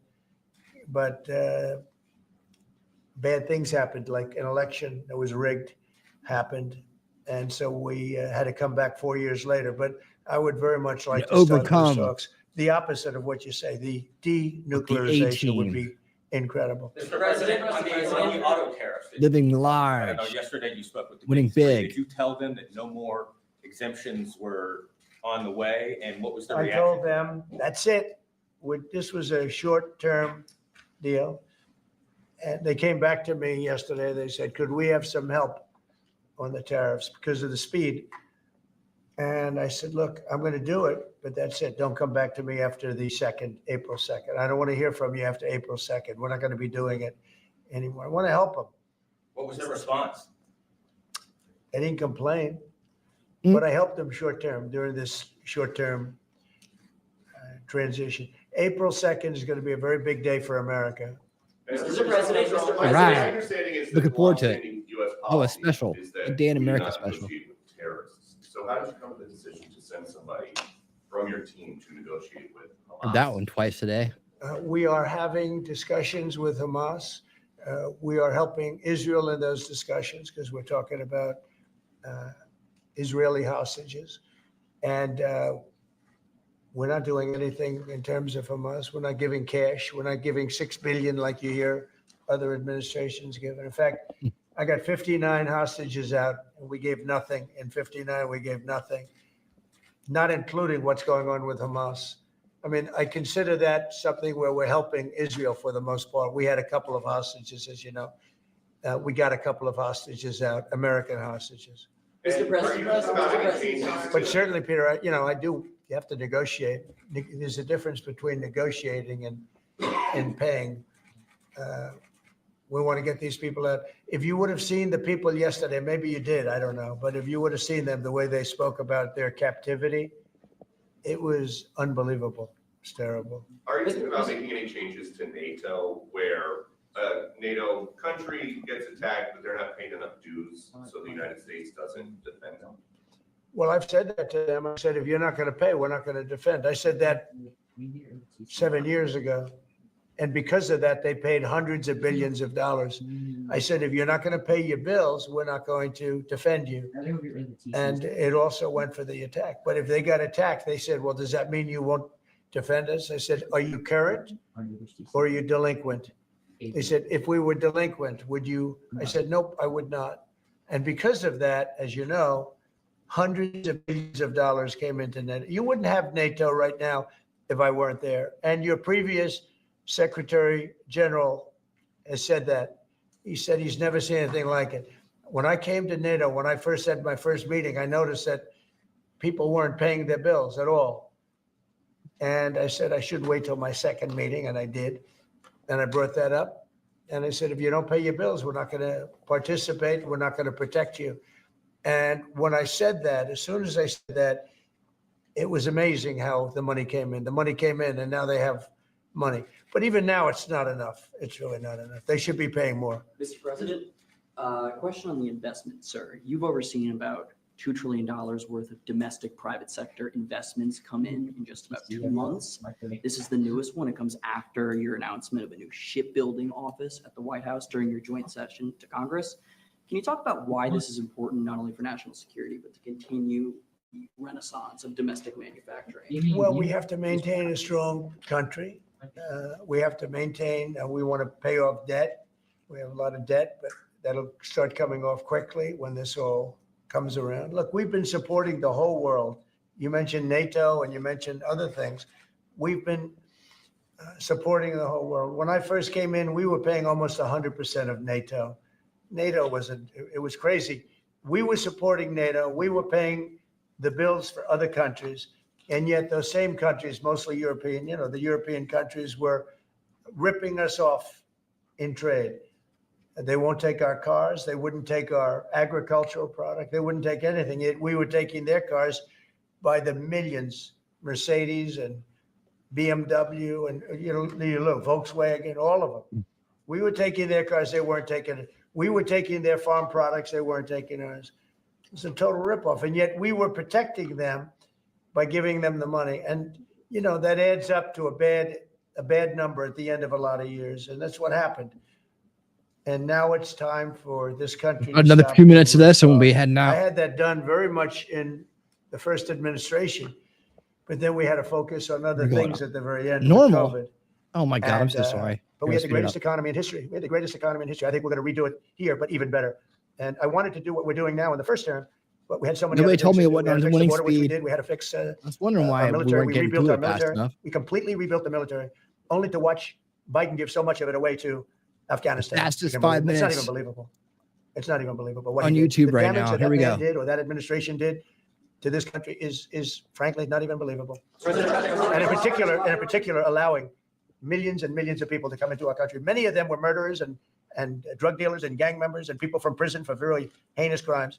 For him to allow those people into our country, and now we're spending tremendous amounts of time and effort. Nikki and Tom Homan, who's doing an unbelievable job, but we shouldn't have to be spending anything on that. We had the safest border ever. Now we have actually, as you saw, the numbers just came out, where we have actually the lowest numbers in the history of our country. But we shouldn't have had to do that. What we're doing now is we're looking for murderers. Can you believe it? We're looking for murderers because thousands of murderers, some about 50% killed more than one person. One killed 5 or 7. And we're looking for those people right now. We shouldn't have to be looking for them. President Trump, on Peter's question, are you going to make that policy, U.S. policy, that the U.S. wouldn't defend NATO countries that don't pay? Well, I think it's common sense, right? If they don't pay, I'm not going to defend them. No, I'm not going to defend them. I got into a lot of heat when I said that. He said, oh, he's violating NATO. And, the biggest problem I have with NATO, I really, I know the guys very well. They're friends of mine. But if the United States was in trouble and we called them, we said, we got a problem. France, we got a problem. A couple of others I won't mention. Do you think they're going to come and protect us? They're supposed to. I'm not so sure. With Japan, we have a deal, which is a very interesting one. And I love Japan. We have a great relationship with Japan, but we have an interesting deal with Japan that we have to protect them, but they don't have to protect us. You know that? That's the way the deal reads. We have to protect Japan. And by the way, they make a fortune with us economically. There's another case. But we have to protect Japan, but under no circumstances do they have to protect us. I actually asked who makes these deals. Yeah, Peter? Well, so why stay in NATO at all? I view NATO as potentially good, but you got to get some good thinking in NATO. It's very unfair what's been happening. Until I came along, we were paying close to 100% of NATO. So think of it. We're paying 100% of their military, and they're screwing us on trade. And when Zelensky inevitably comes back to the White House, what do you expect from him? And do you think A suit. Well, I think what's going to happen I expected him to be wearing a suit. is Ukraine wants to make a deal because I don't think they have a choice. I also think that Russia wants to make a deal because in a different way that only I know. They have no choice either. Are you looking to go into Saudi Arabia meeting with Putin about this? I don't know. I can't tell you. I'm going to Saudi Arabia. I've I've made a deal. You with going to Saudi visit the Arabia line, where- sir? Because normally you go to UK first. And last time I went to Saudi Arabia, about they the put up cube? $450 billion. You know that, right? You were there. We had American companies that took in $450 billion. I said, well, Cube line. this time Line cube. they've gotten richer. We've all gotten older. Cube So I line said, project. I'll go if you pay $1 trillion, $1 trillion to American companies, meaning the purchase over a 4-year period of $1 trillion. and they've agreed to do that. So I'm going to be going there, and I have a great relationship with them, and they've been very nice, but they're going to be spending a lot of money to American companies for buying military equipment and a lot of other things. Is that a trip in the near future? Probably over the next month and a half. yes. Mr. President, you told us a couple weeks ago that you were looking to speak with President Xi of China. That hasn't happened. How come? What are you Well, I waiting have for? spoken to him, yes. Since that last one? I don't want to say that, but I have spoken to him. Yeah, please. Yeah, Mr. President, I have a great relationship with President Xi. But you've spoken to It was hurt because of COVID. Thank you, Mr. That's why I don't call it the China virus anymore. So please don't call it the China virus. But to be clear, you've spoken to him since January 17th? I don't want to say that, but I have spoken to him. Thank you, And Mr. I speak to him a lot. Regarding this executive order you signed revoking security clearances at Perkins Coie, do you think there should be more steps like this to be taken against other people involved in the Russia collusion? I do, but that's going to be up ultimately to the Attorney General and various other people. So this is a follow-up. The other night, we saw Democrats' behavior during your joint address to Congress. Yeah. Do you think it shows just how out of touch they are with the American people, especially given that 79%, according to a CBS poll, approved of your I love this guy. Who are you with? My name is Nick Gilbertson with Breitbart News. I really like your questions. Thank you very much. So regarding the executive order. The answer is just, Nick, just to, and I know your name very well. Good job, you do. Yeah, the answer is I thought it was very embarrassing for the Democrats what happened the other night. And it's not said for any other reason other than it's obvious. It's fact. Even CNN fake news said that. They came out and they said it. And worse than CNN is MSDNC, which is the worst. And the good news is very few people watch them anymore. They have lost such credibility. And frankly, what Nicole Wallace said, I've never been a fan of hers, and she's not very talented. But I'll tell you what she said the other day about that young man is disgraceful. She should be forced to resign. And Rachel Maddow should be forced to resign. Nobody watches her anyway. I don't know. It's not possible they pay her as much money. As Only the they do, but certainly she's lost brainwashed. all credibility, both of them. But what they said the other day, they should be forced to resign about that young person who was suffering greatly. Thank you, Nick. Will you extend, if a TikTok deal was not made on the timeline you gave, will you extend that? Probably. You will. Okay. I think, look, we have a lot of interest in TikTok. And China's going to play a role. And so hopefully China will approve of the deal, but they're going to play a role. But we have a lot of interest in TikTok. How long will you extend it? How close are you to it? Well, we'll see. But if I need, right now we have at least another month, so we don't need an extension. But if I needed an extension, I'd probably get it extended. Yeah, Mr. but- President, regarding the executive orders, there was talk that you might sign one winding down the education department. Which department? The education department. Are you having second thoughts on that one? No. I want to bring the schools. I want to bring the schools back to the states. And I've said it 100 times. We're ranked at the bottom of the list, and yet we spend more. We're ranked number one for cost per student. We're ranked at the bottom of the list in education. And I know if I bring it back to Iowa, Indiana, Idaho, all these great states, I think I could say 40 states. I want to bring it back. 10 states won't be perfect. 5 states will be probably not so good, but they will be every bit as good as Norway and Denmark and Sweden and all of the states that are rated at the top. If you tell me about Indiana and some of these great states that run really well, Iowa, you tell me about those states, and if they run their own education, they're going to do a lot better than somebody sitting in Washington, Close. D.C. that couldn't care less. You can do about this. the pupils 5 out in minutes. the Midwest. 5 minutes. Well, I want to just do it. I mean, we're starting the process. We're trying to get the schools back into the states. Let the states run the schools. And I'll Yes. tell you, you'll see something. It's gonna blow your mind. It'll be run so well. The school system, and I also believe in school choice, but that will take care of itself. A follow-up to that, Mr. President, if the education Will it? department were eliminated, how would you see sort of what department I would hope be so. handle student loans and the other types of federal That would be grants? brought in. Yeah, that would be brought into either Treasury or Small Business Administration or Commerce. And we've actually had that discussion today. I don't think the education should be handling the loans. That's not their business. I think it'll be brought into small business. Maybe Kelly really liked it and really would like to do it. So the loans would be brought into a group where they really do that. And I think that is, by the way, the most complicated thing in moving, but it's very simple if you do that. And the same for Our federal country grants. rejected your plan to move out more than 2 million people out of Gaza. What's your reaction to that? And to Egypt's plan and to this meeting that happened? Out of Gaza? I think that Gaza is a mess, and I think that Gaza could be good. I think it's got to be run properly, but right now Gaza is an absolute mess, and it has been for many, many years and decades. Yeah, Peter, did you have one more? Yeah, they have these 2 Starliner astronauts stuck in space for 8 months. Have you Oh, spoken to boy. them? They left them alone. Biden left them up there. And what do you know Yeah. about it? I know everything about it. I said, we have 2 astronauts that are stuck in space. I have asked Elon, I said, do me a favor. Can you get him out? He said, yes, he is preparing to go up, I think, in 2 weeks. We know about how this went down, because he's saying that the Biden White House was offered some kind of SpaceX rocket to go get these guys, and they said no. That's what I heard. I can't tell you that, but that's what I heard. But Biden was embarrassed by what happened. And he said, leave him up there. I would have said, if you're embarrassed, you got to get him out. Elon is right now preparing a ship to go up and get him. I'm sure that they will see this in space. What is your message? So we love you, and we're coming up to get you, and you shouldn't have been up there so long. The most incompetent president in our history has allowed that to happen to you, but this president won't let it happen. We're going to get them out. We're coming up to get you. I've authorized Elon. I said, can you get them out? Because, they've been left up there. I hope they like each other, but maybe they'll love each other. I don't know. But they've been left up there. Think of it. And I see the woman with the wild hair, good solid head of hair she's got.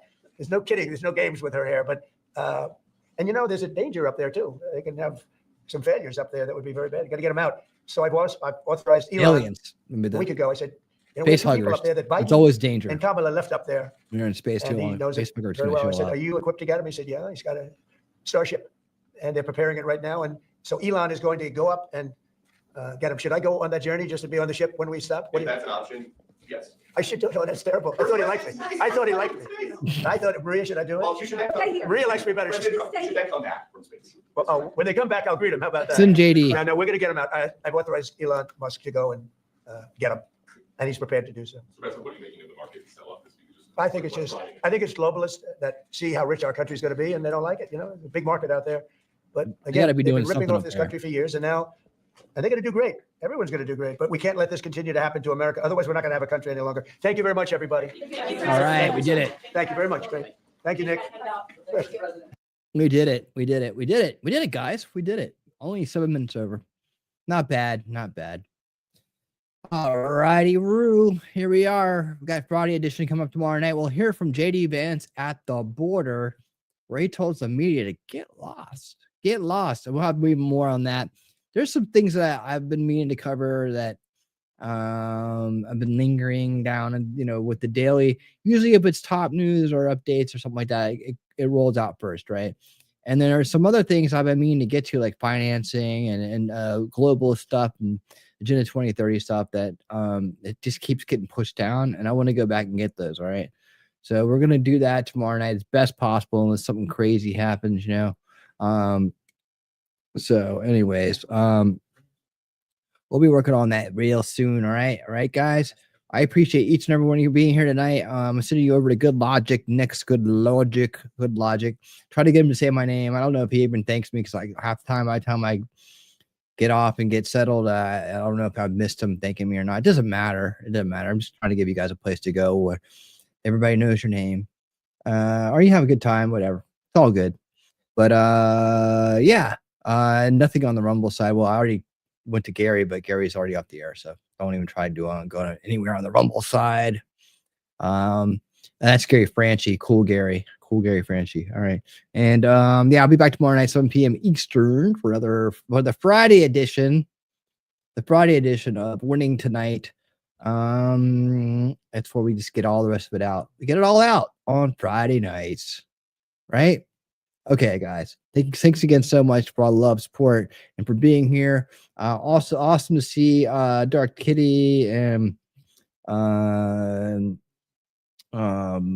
Lefty and Lotus and Vinyl. A bunch of new faces or some familiar faces or more faces hanging out for a while. Thank you guys so much for being here. Awesome to see you guys. And thanks to everybody else who's here that night in and night out. Thank you guys so much. And for those who come by weekly, thank you so much. Thanks to everybody. Super chats. Thanks to everybody. Thank you to for anything you've done and everything you might do in the future. All right. Just kind of gratitude and thankfulness out. All right, guys. I will send Zach too. Yeah, Zach too. All right. Guys, I will see you tomorrow night. All right. And until that time, everybody stay based and keep on. If you've lost faith in humanity, clap your hands. If you've lost faith in humanity, and this is your villain origin story, if you've lost faith in humanity, clap your hands.